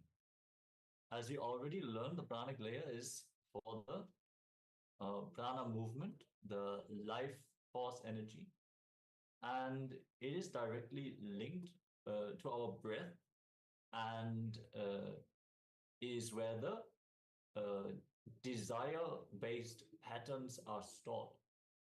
So as Swamiji had described in the initial video, when that person left their body, first thing, the person would go to the physical pain, like thousands of scorpions were stinging into the physical body because he was holding on to that physical body that he was so used to.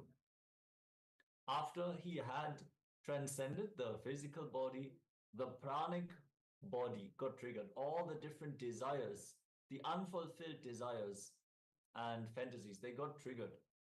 So let us now learn about the pranic layer and the implications and what we can do to purify the pranic body as well.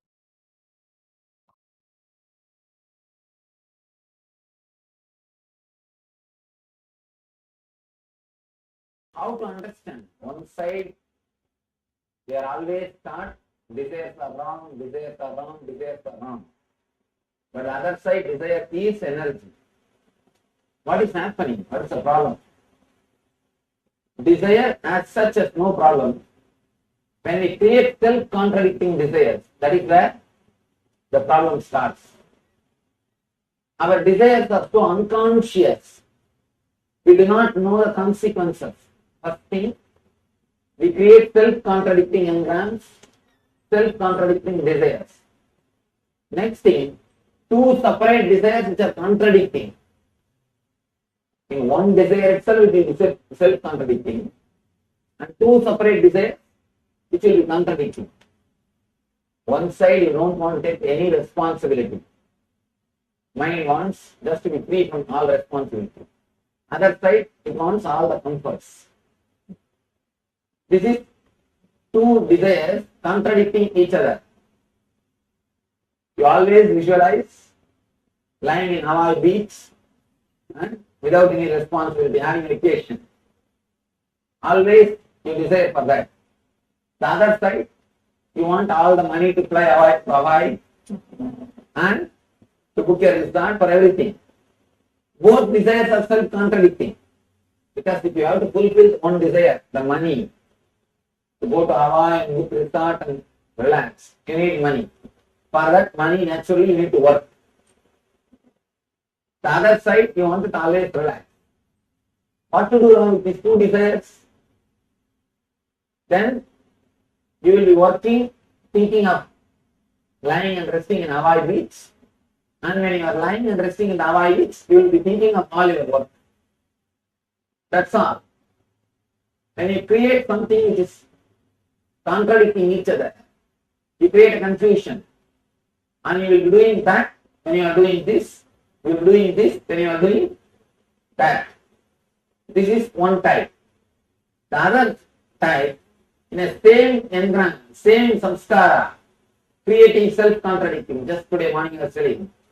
For example, if you have a headache, saying, I should get rid of this headache. Then every time you are giving power to the word headache, you are giving power to the concept headache. Naturally, it will never leave you. Whatever is again and again repeated in your inner space becomes powerful. It gets power. It just settles down. It is deeply inscribed in your inner space. And naturally, when it is inscribed in your inner space, it becomes powerful. In the single statement itself, you create a self-contradicting or two separate self-contradicting. Now, third thing which you need to understand, how you handle your desire energy. When the desire energy, if it is handled, only in 3 levels you handle the desire energy. One level, too many desires. Too many desires will always be self-contradicting. Even two desires will be contradicting, self-contradicting. For example, you have one desire to leave this room, this hall, through that way. You have another desire to leave through this way. Now these two will be contradicting and you will be running between these two gates, that's all. Any two desires will be self-contradicting. This is the one level. how you will use the desire energy. Second, there is only one desire, only one object without second. When you are having only one object, you will fulfill the desire, then suddenly you feel the emptiness. It is not worth fulfilling. The third level, there is no object, just overflowing, bubbling desire energy. Desire without object is what I call life, living energy. Desire without object is what I call bliss. A pure desire energy, bubbling energy, but without directed towards any object. You can see that energy in the kids. They will be just flowing, overflowing, bubbling, but not towards any particular object. 3 levels. First, 2 different desires contradicting each other. Second, same desire self-contradicting. The third, 3 levels of using desire energy. 1 with too many desires. Second, with 1 desire, but after achieving feeling emptiness. Third, desire without object. Now, if you start purifying your desire energy, you will come and stand in this state, desire without object. Pure overflowing energy, enthusiasm, inspiration, but not directed towards one object. Just overflowing for no reason. That's what I call bliss. When you purify your desire energy, you come and stand in this state. This state is what I call satori or samadhi, glimpse of samadhi. Thoughtless awareness happens to you when you are aware but not particularly aware of some object. As long as you are aware of some object, you will have desire about it. Here, you are aware but not towards any object. You are just in pure awareness state. By refining your desires, you can reach the pure awareness state. Not by suppressing, but by refining. In the pure awareness state, you will not have desire. But if you start directly fighting the desire, you will not achieve the pure awareness state. That's the mistake all the religions have done. Because in pure awareness there is no desire, they started thinking if we stop all the desires, we will achieve the pure awareness state. No. It is not vice versa. You can't achieve the state by creating the status. Now, we will do 3 different level things to work on our own inner space, especially in the pranic layer. First, whatever desires you have, bring them all to conscious level. Now there are so many sitting inside, and you fight with them. Because you fight with your desires, they are not expressed to you properly. You always suppress them. Because you suppress them, even you don't know what desires you carry. Your own desires become unconscious to yourself. Now, first time, open it to your own self and bring everything to conscious layer. Be very clear what you are thinking. Completely be aware of what your desires are. Whatever you are thinking, just pen down. You are not going to show to anybody. You are going to have only for yourself. Just pen down the whole thing. Then we will start editing how we are creating self-contradicting engrams, self-contradicting desires. We will understand. And the third, we will infuse energy into the desires. One more thing. Mahavir says beautifully, when you come down to the planet Earth, you bring enough of energy to work out all your desires, then why are we feeling that we don't have enough money, enough time, enough energy to enjoy our desires? Why do we feel we don't have enough? Please be very clear.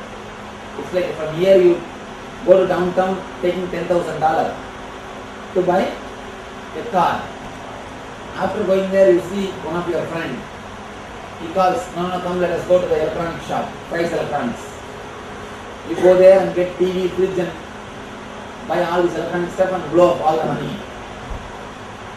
Then after that, if you want to have a car, you can't have. Naturally, you will start using the credit card. Same way, when you come down, you bring a set of desires and enough energy to fulfill those desires. That is what we call prarabdha karma. What you bring to fulfill in this life.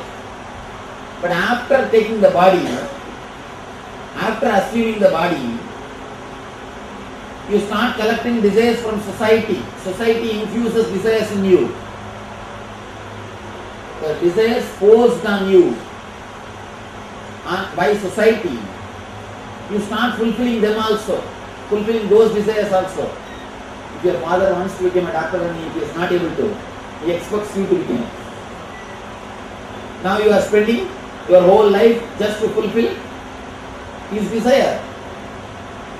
When you start fulfilling somebody else's desire, be very clear, you are caught in the trap.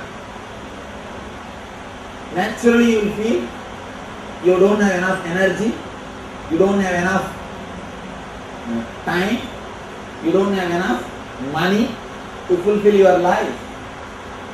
You will start feeling this is short, this is not sufficient, that's not enough. Why? Because you are not fulfilling only your desires. You start fulfilling somebody else's desires also. Do not waste your life in fulfilling somebody else's desire. The next question will come. How to know which is my desire and which is imposed on me? Which is forced on me?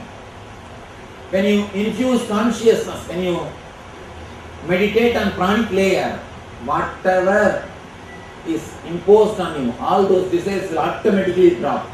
It's like shaking a tree. If you shake a tree wildly, whatever dry leaves are hanging, all those things will drop. Leaf belongs to the tree, that will stay. But all the dry leaves will fall. Same way, now we are going to shake the pranic layer. By a particular meditation, when you infuse energy into pranic layer, when you flood awareness into the pranic layer, when you bring your consciousness to the pranic level, prana energy to the pranic energy, whatever desires which is not yours, imposed on you, will automatically drop and die down. Just last NSP in Vancouver, one devotee, he was telling me, he did already one NSP, second time he came. He says, Swamiji, I thought that when you said the desires will drop, maybe I have to believe. But after the meditation, now I understand, really I forgot. So many things which was haunting me, I forgot. I never thought I'll have such big relief. Please understand, the meditation on this pranic layer is so powerful. Actually, your dreams, your desires and this world, all three are made of same stuff.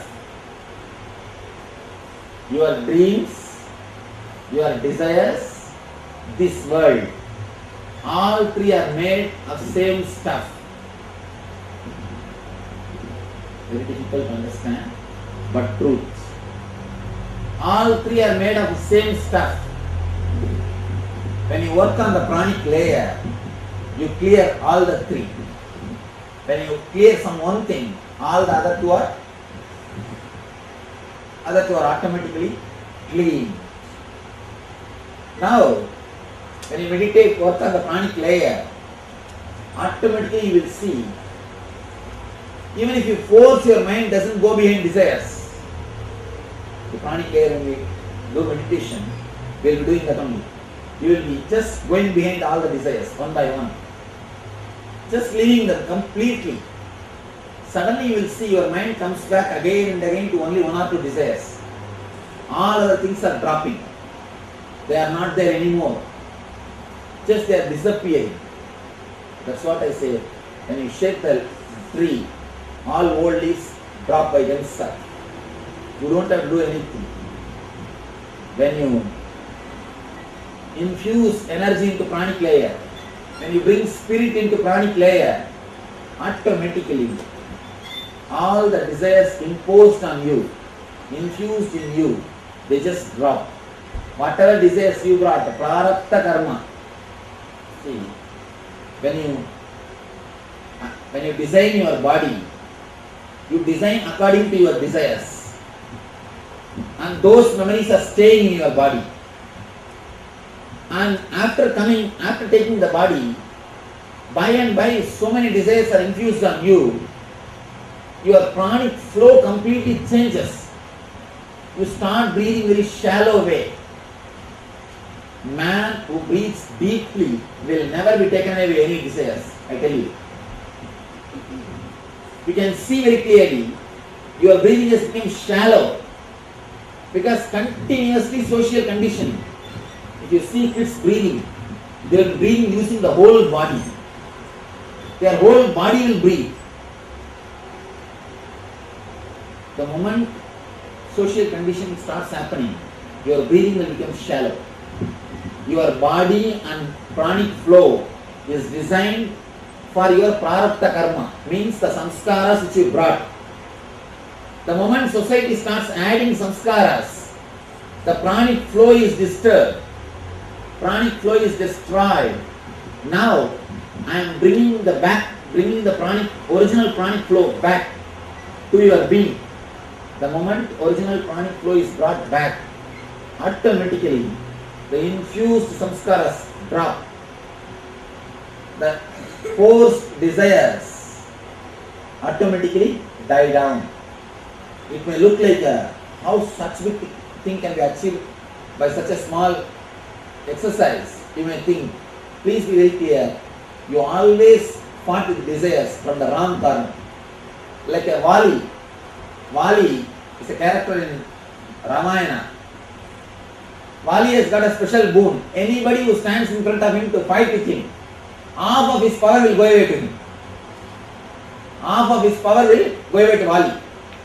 Same way, the moment you start fighting in front of your desires, half of your power is already taken by desires. Naturally you are failure. And by and by you start believing desires are more powerful than you.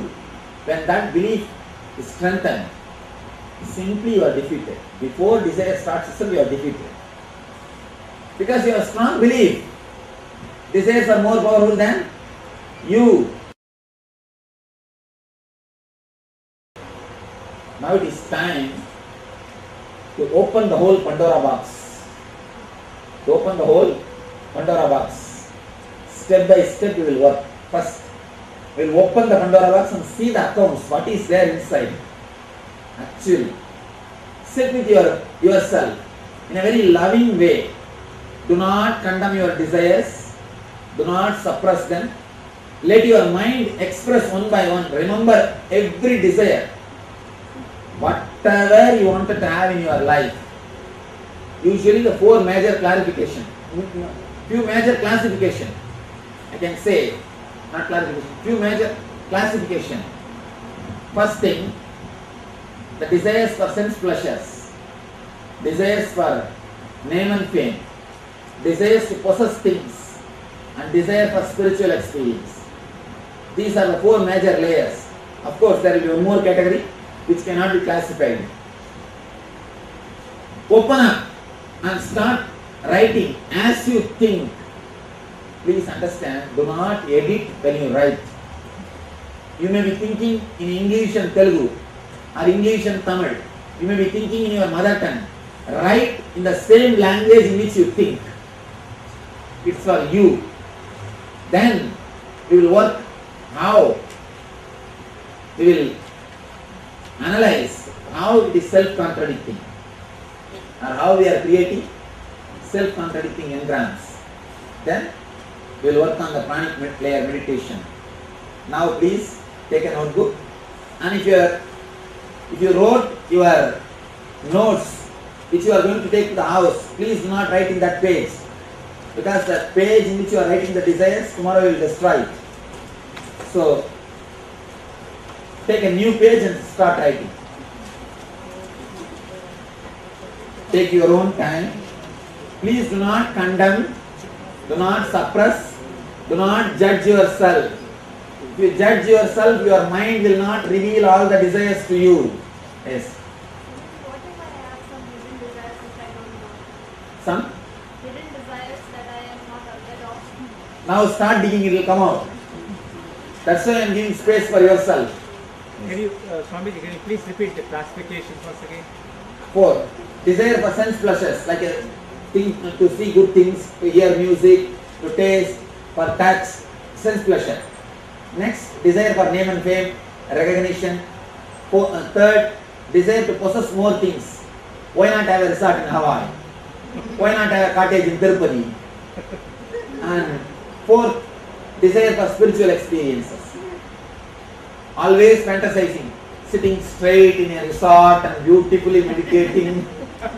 I have seen always people fantasize about meditation, but they never do meditation. They always think in a sea beach or on a hill, I will be sitting straight, merge into myself. When they go and sit there, only they will understand the mosquitoes and start beating the mosquitoes. And restless. That's why so much of meditation mats are sold, but nobody meditates. I have seen so much of our meditation books are sold, CDs are sold, mats are sold. People buy and put it in the garage, that's all. Huh? That's all.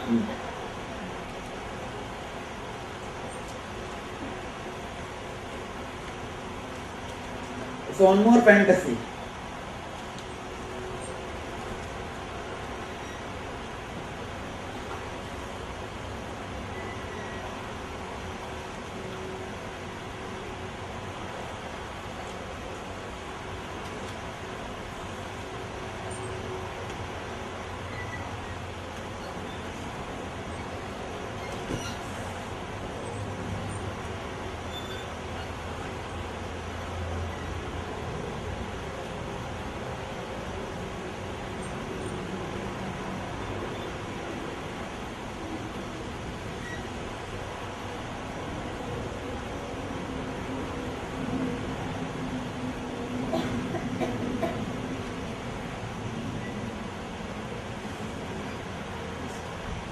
Please write in the same way in which you think.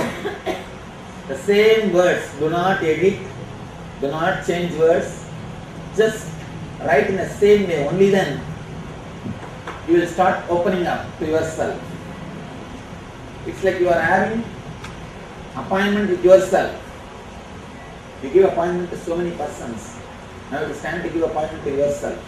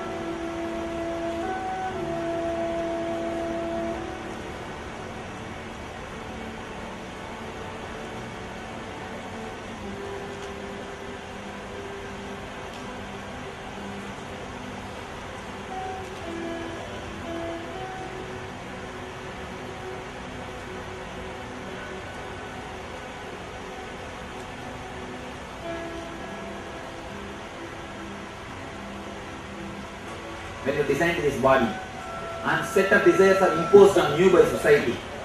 What is imposed on you should drop. What is yours should be strengthened. That's the purpose of the whole meditation. And there is Refining, not destroying.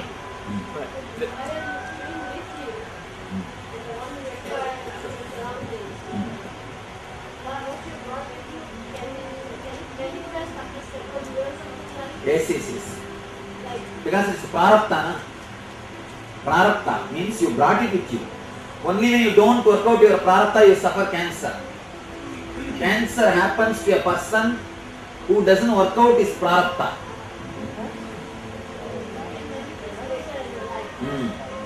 That desires which he brought when he designed the body, if he is not allowed to work out that desires, he start thinking towards killing himself.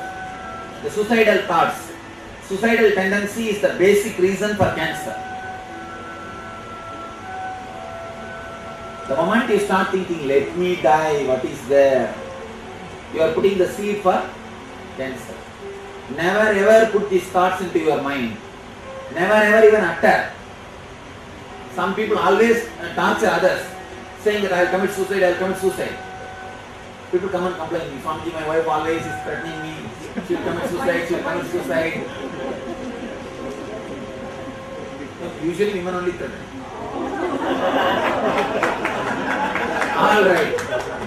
Alright, men, husband, okay. And some people, when people come and complain to me, I tell them, tell her to do at least that properly. At least let him do that properly. Let him or her. Anyhow.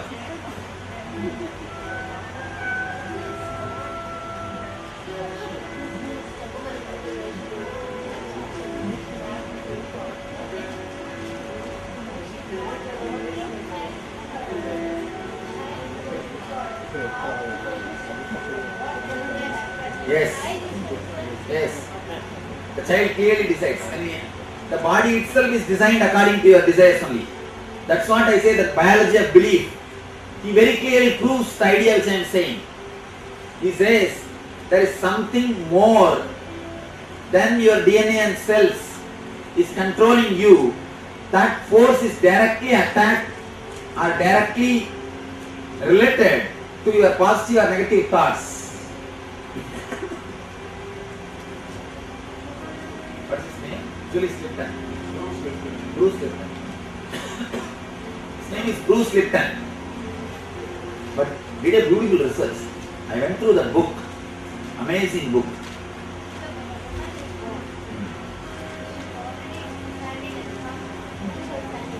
Yes.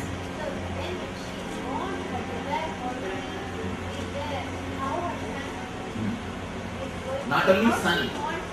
Yes. Not only son, even the family. She decides. Clearly she decides. She chooses the diagram. At least the main course,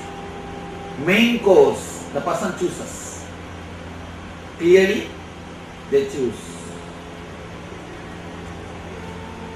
There are something like a house, size of the house, size of the car, these all can be imposed by society. But these basic things, like a marriage and son and all these things, are, we bring the plan. We bring the plan.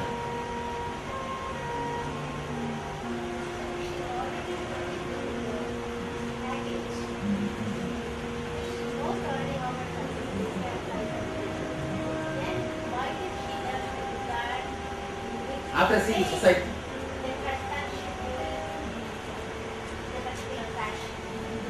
after seeing society, you see the society and pick up these models.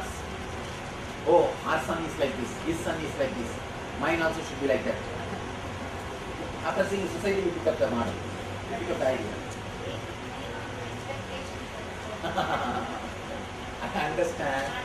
I understand the subject to which you are coming. But even the basic minimum things, what you say as basic minimum things, are also picked up from others only. It's from others only. How does the person figure out Advertisements. What do you think all these advertisements are doing? And especially, please never watch advertisements about psychiatric drugs. If you watch those advertisements, you will start thinking, I think I also have that symptom. Should I go to the doctor once and consult? Especially medicine advertisements. If you watch, slowly you will again and again start thinking, should I go and see the doctor once? Should I consult? Should I ask about this medicine? Never ever watch the advertisements related to medicines. Just change the channel and escape. Yes.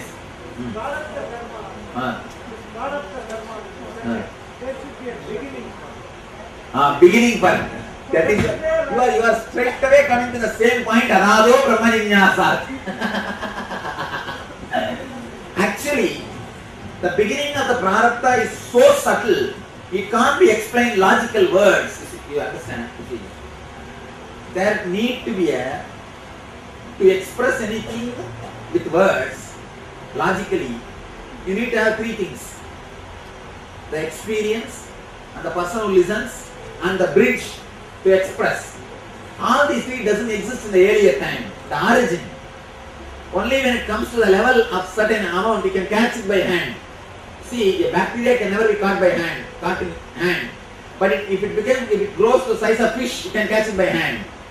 Hand is like a logic. It can catch only the fish size, not the bacteria.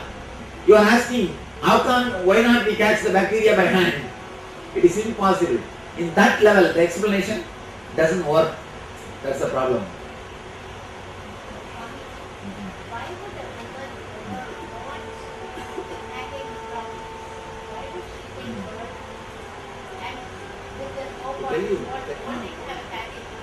To tell you something, sometimes we feel by taking care of somebody, our motherliness grows.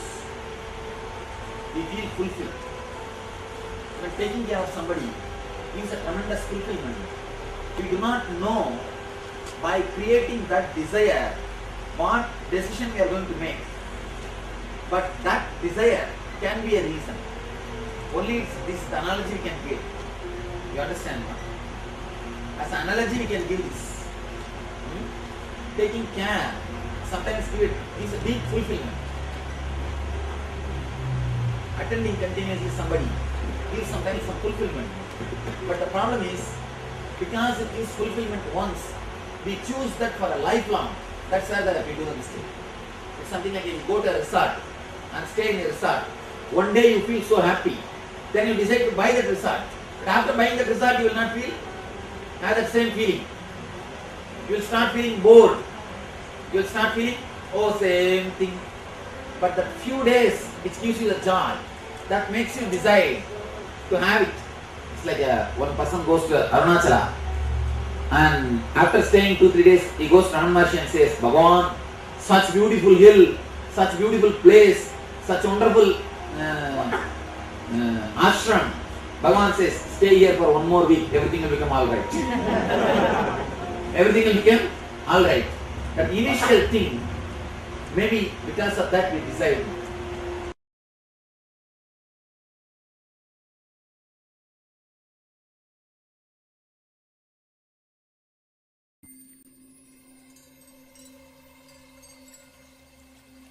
I welcome you all with my love and respect. Let you all open all your 3 eyes. Om Nithyananda Paramashivoham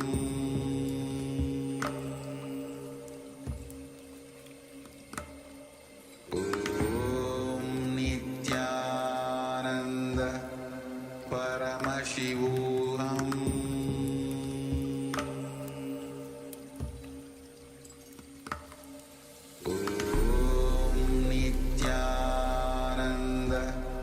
Paramashivoham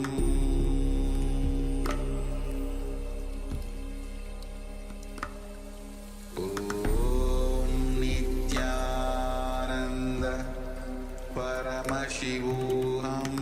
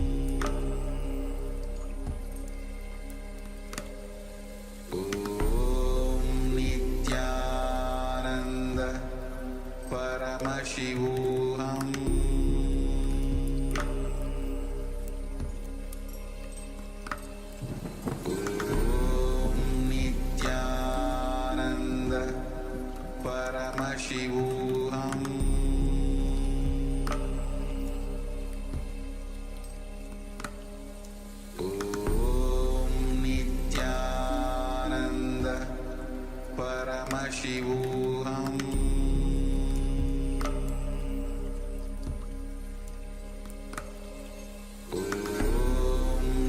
Nithyananda Paramashivoham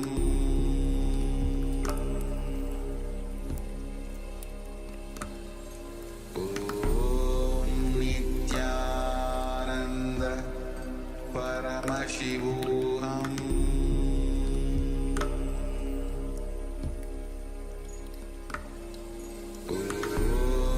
Nithyananda Paramashivoham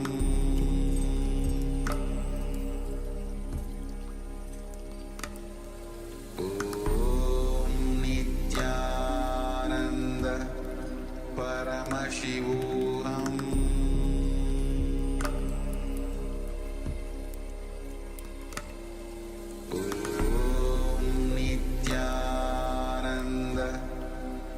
Paramashivoham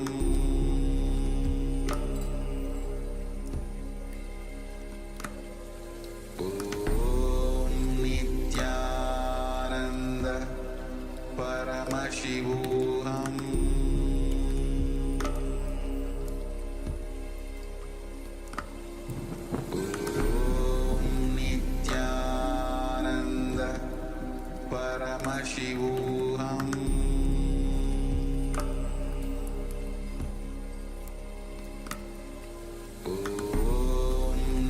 Nithyananda Paramashivoham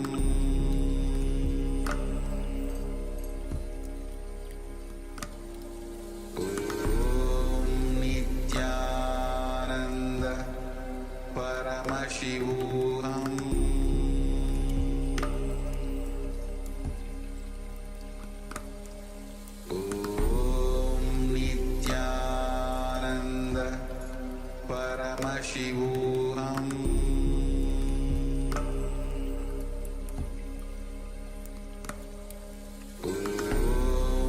Nithyananda Paramashivoham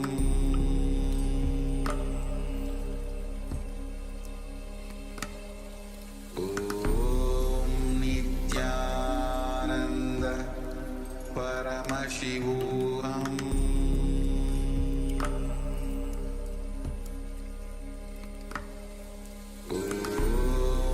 Nithyananda Paramashivoham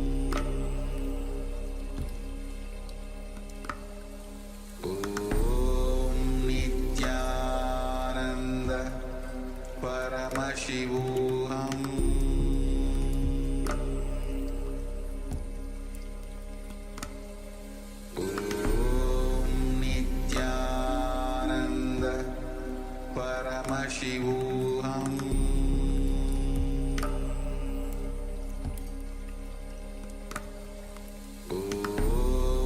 Nithyananda Paramashivoham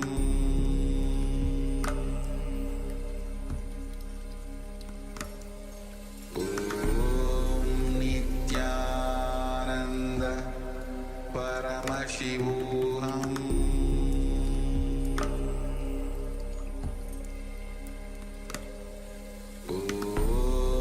Nithyananda Paramashivoham. Yes, welcome back from that wonderful revelations by the Supreme Pontiff of Hinduism on the pranic layer, the second layer, the second kosha.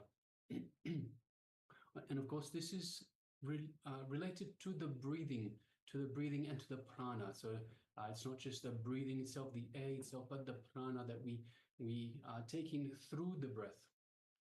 And Swamiji also beautifully tells us that it's also to do with desires as such. So it is the very desire to live is a desire. It is related to this pranic layer as well.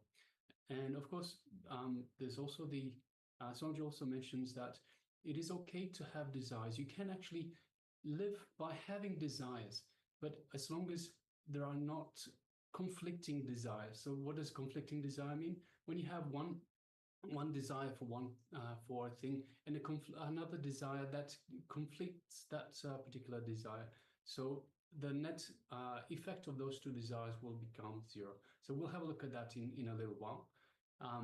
But yes, so it is all about the breath and desires and the prana that we inhale through this breath. Yes, and we also want to welcome all the participants who joined in a new Mani Jaya Paramashiva Anandini Ma Sudhamadan and KAILASA Toronto. Nithyananda, everyone. Yes, Nithyananda, welcome to this day 8 of the Paramashivoham Level-1 program. Yeah. It's good to have you with us. Absolutely. KAILASA Toronto, if you can give a wave of hand, if you can actually hear us, then we'll engage with you more also. We know that you're participating. It's nice to see all of you, and let us now get ready to enter into the internalization exercise for the pranic layer. So we need to understand that most of our desires, as Swamiji has described, are actually borrowed. They are not our desires. So when we decide to take this body, when we take birth, we actually bring certain desires with us as a seed form for us to live through in this birth, so we can fulfill some part of our complete bank balance, so to say. But throughout the lifetime, based on the society we grew up in, the parents, other relationships that we have, we start developing a liking for certain things or craving for certain things which are beyond those desires that we had originally brought with us to fulfill. And many times, as Maharaj has shared, conflicting desires can lead to us actually not fulfilling the desires for which we came. So they can be a distraction for our very life purpose. So how do I know which desire is mine? In this internalization exercise, we're going to go to the core of that. So first, write down all your desires. Do not edit them as you write. Write in the language you think is the most effective way to express your desires. So we can classify all the desires into 4 types. First, desires to do with sensual pleasures. So that is smell, sight, touch, taste, all the different sensual pleasures in the Vedic tradition, even thinking. There is a certain pleasure that we can have due to the way that we think. Even just having a thought can be satisfying. So that is why people can get addicted to certain thought patterns for satisfaction. So write down the patterns related to the first type of desires, which is the sensual pleasures. Then second is the desire for name and fame. That is the outer world manifestation of your identity. So how people perceive you, how you are respected by society, if you are known by people, this kind of external recognition by other people. Third, material possessions. Very straightforward. Everything that you can accumulate. Actually, even the physical body that you build is a material possession. So if you are very much into bodybuilding and you have the desire to build your physical body, that's also a material possession. And fourth is the spiritual experiences, as Swamiji has described, when you sit on a rock somewhere in nature and you desire to have some experience, but nothing seems to happen because the context is not actually right, or you don't have the right guidance, some blind spots, but you have that desire, that craving to have an experience in the spiritual world. All these are types of desires. And like Maharaj and Swamiji also have shared, there's nothing wrong in particular with any of these 4 types of desires, as long as they don't create conflict in you.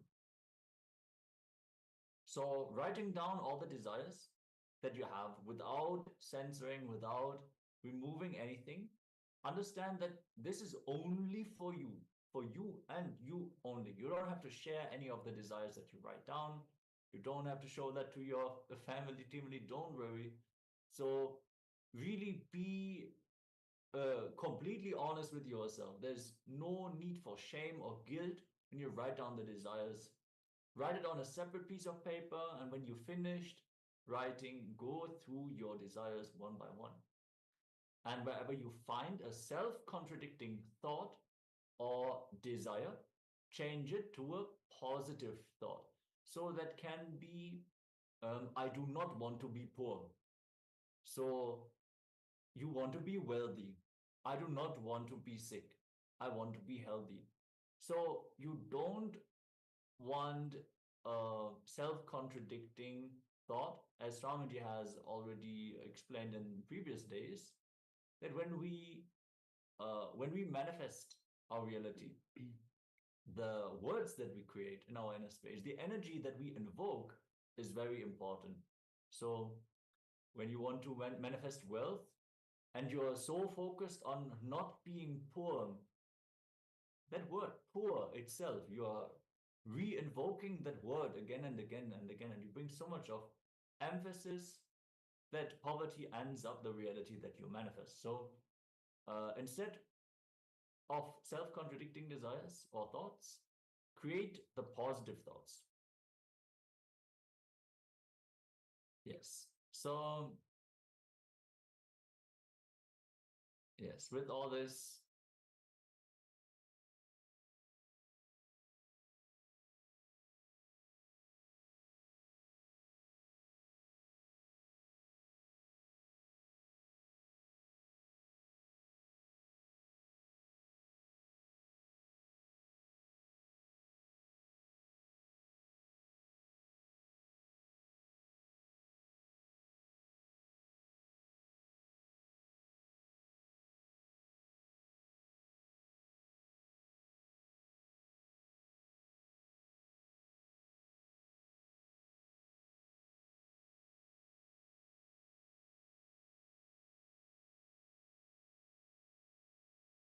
yes. So let us now enter into the first step of this exercise. If you have any questions, feel free to ask us about this exercise. So just start by penning down all desires that you have. Sometimes you might not even understand that you are still carrying some of the desires from your childhood also. So if you just remember your dreams and visions that you had about your life, how you wanted to manifest it, if there's still that craving inside, sometimes when you remember the past, you get a little bit nostalgic or melancholic. You just feel, oh, had I just fulfilled that aspect that I felt at that time, you should definitely complete with that also. So just write these down, even if your logic tells you, yeah, no, I don't want to manifest this. But if that feeling is inside, then write that down also. So we're going to give you a few minutes for you to write down all the desires without censoring. And then we're going to move on to the next step of this exercise.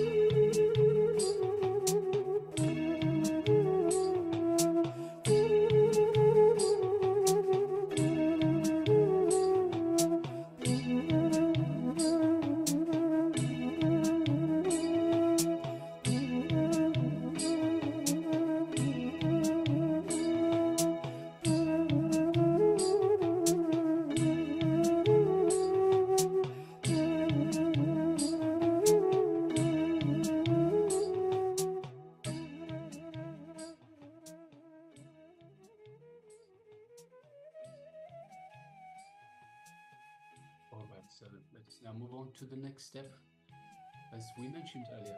Now, let us have a look at all the desires that you've written down one by one. Let us look through each one of your desires, and let us look for self-contradicting thoughts or desires that we have written down. So, self-contradicting, as we mentioned earlier, it is when you mention something negative, even though your original intention is something good.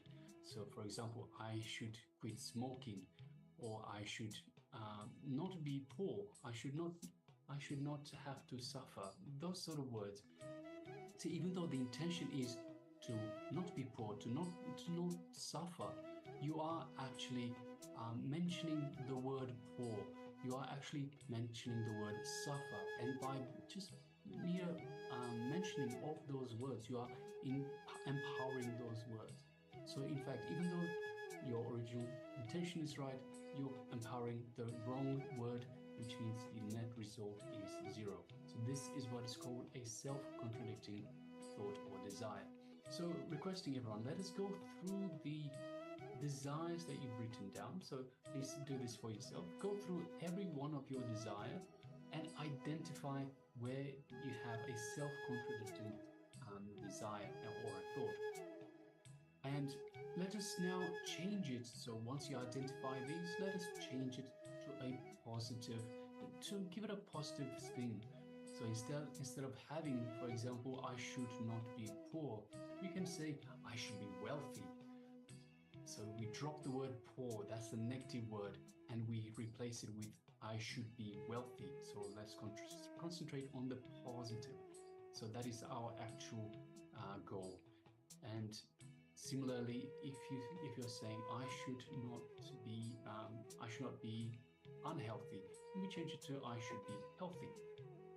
So please take a moment and go through all the desires that you've written down and identify these self-contradictory desires. If you have any issues, if you need any clarifications, please do let us know, and we'll be only too happy to help to clarify.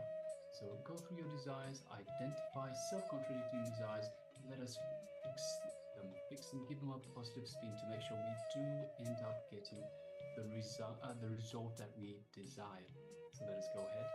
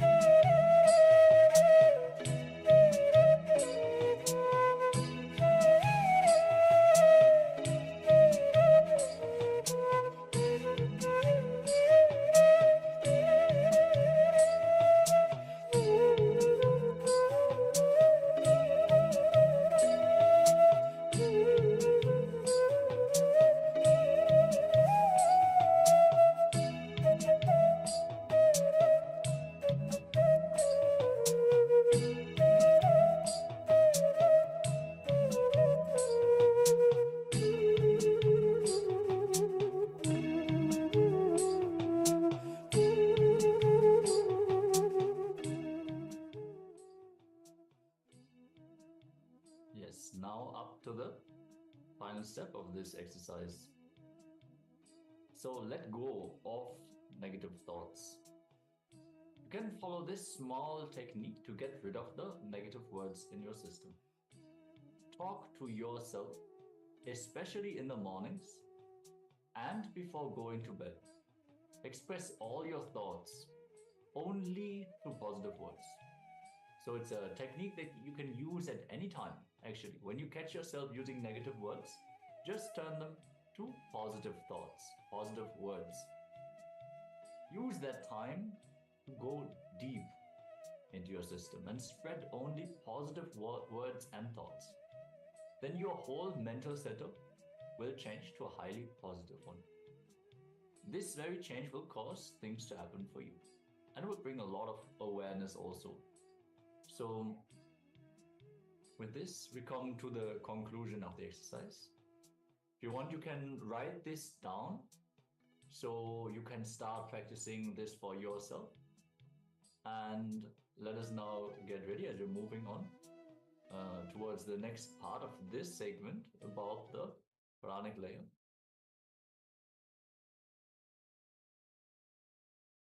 Yes, we're going to get ready for a cleansing technique for the pranic layer. So all of you, please settle down. Requesting everyone to please come on camera and return for the session. Most of the participants here in the Zoom are not actually on camera, so we do not know whether you're participating or not. You can join and give a wave of hands or let us know in the chat that you are here and participating. Don't miss these powerful techniques that Swamiji has given to balance all the individual chakras. You do not want to miss out on balance all the body layers. You do not want to miss out on any of them, since it is essential that we cleanse the body layers and then be able to move on gracefully when it actually comes to the time of our department. And actually,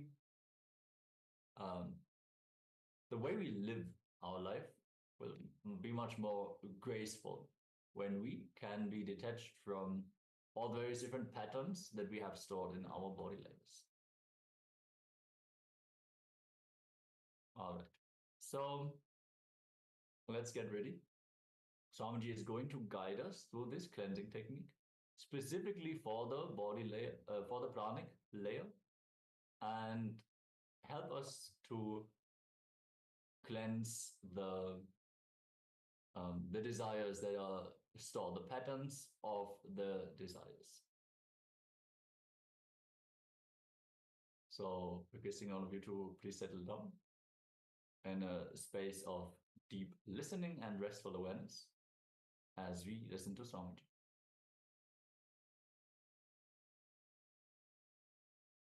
It's time to open the whole Pandora box. To open the whole Pandora box. Step by step we will work. First, we will open the Pandora box and see the accounts, what is there inside.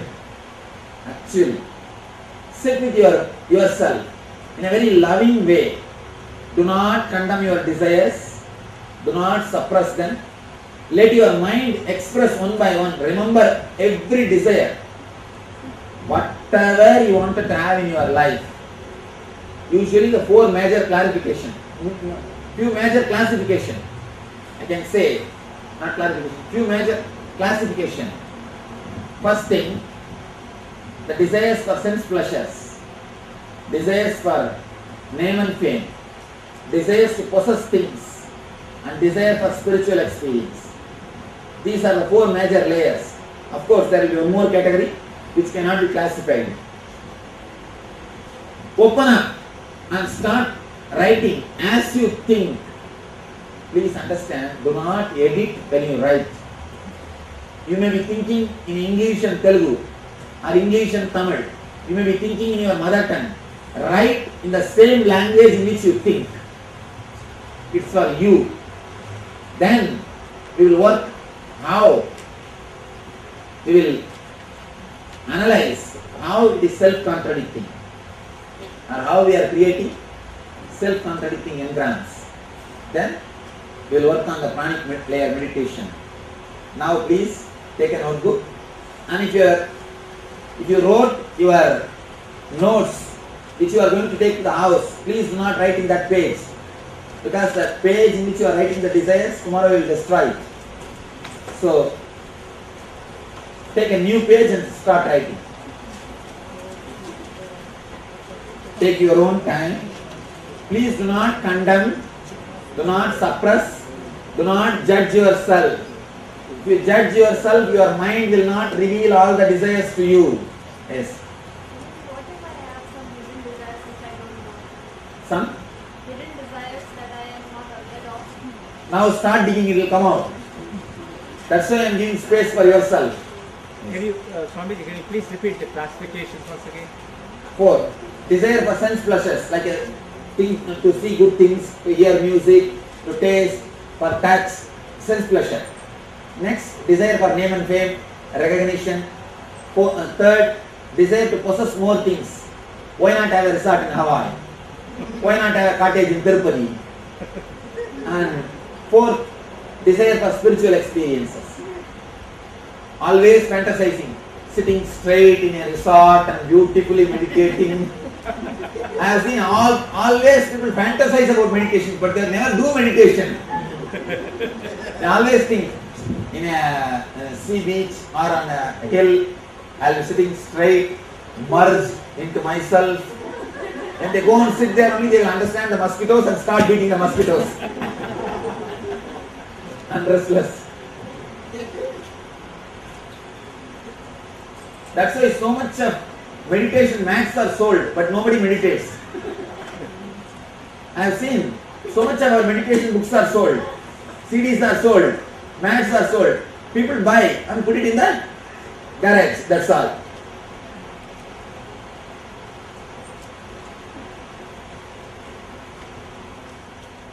So one more fantasy.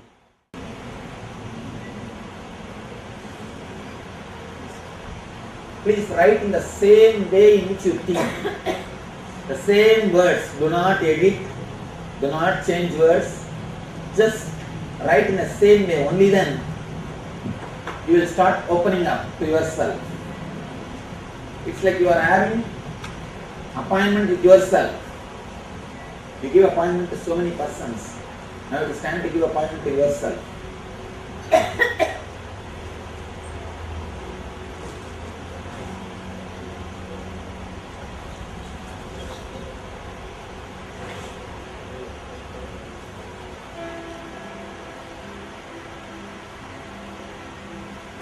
When you designed this body, and set of desires are imposed on you by society.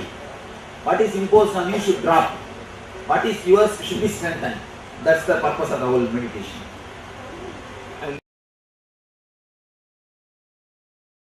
Yes, completing with the participants, this should have been the introduction to the technique that we have just done. So, with this, let us now move on to the power manifestation. We're going to manifest the power of blindfold reading. And for this, we request all the participants to come on camera and have your blindfolds ready.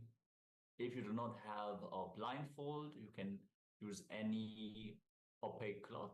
Just tie your eyes completely. No light should fall into your eyes. Yes. All the participants, please come on camera. And get your blindfolds. Get your eye bands. I'm going to give a few moments for everyone to get ready.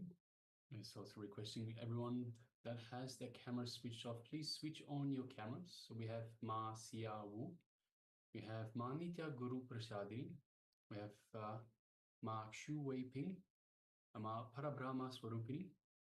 We have a participant that has the label iPhone. Also, if you could rename yourself to your actual name, please. We have Ma Shukra Indrananda.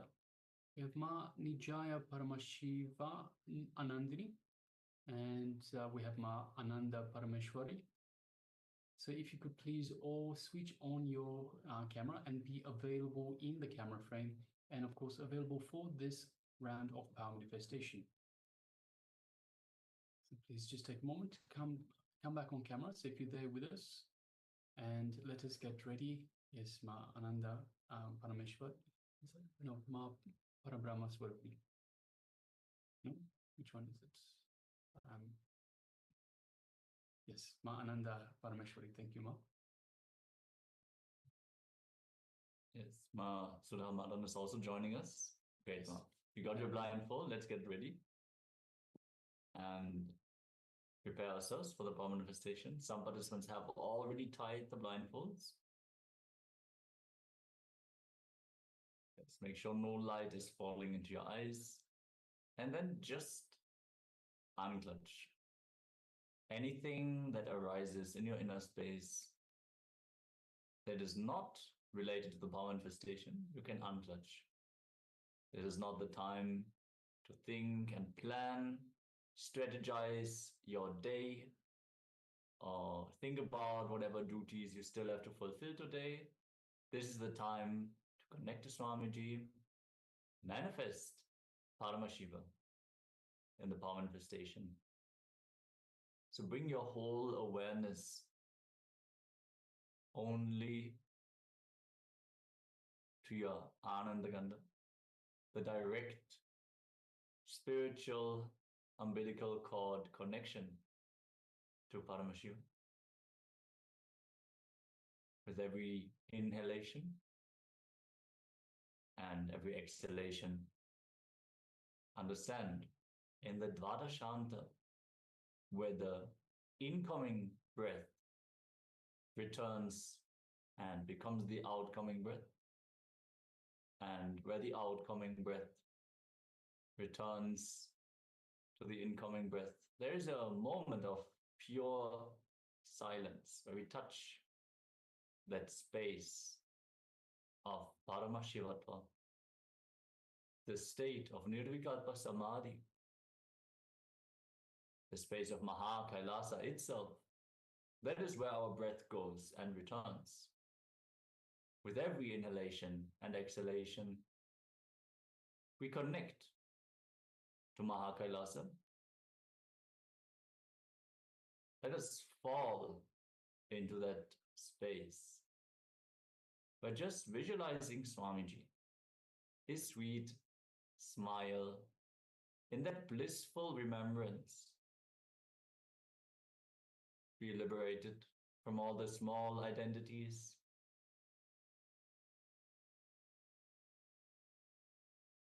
And let us connect to Swamiji by chanting the Mahavakyam. Om Nithyananda Paramashivoham. Om Nithyananda Paramashivoham. Om Nithyananda Paramashivoham. With this cosmic passcode, allow Swamiji to manifest. There is no pause on you. It is no proof of your skill. It is all Swamiji manifesting. So don't worry. Simply unclutch and let Swamiji reveal whatever is being projected on screen now.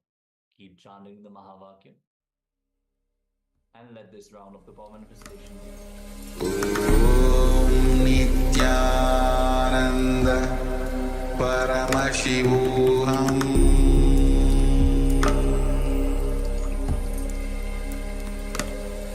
Om Nithyananda Paramashivoham.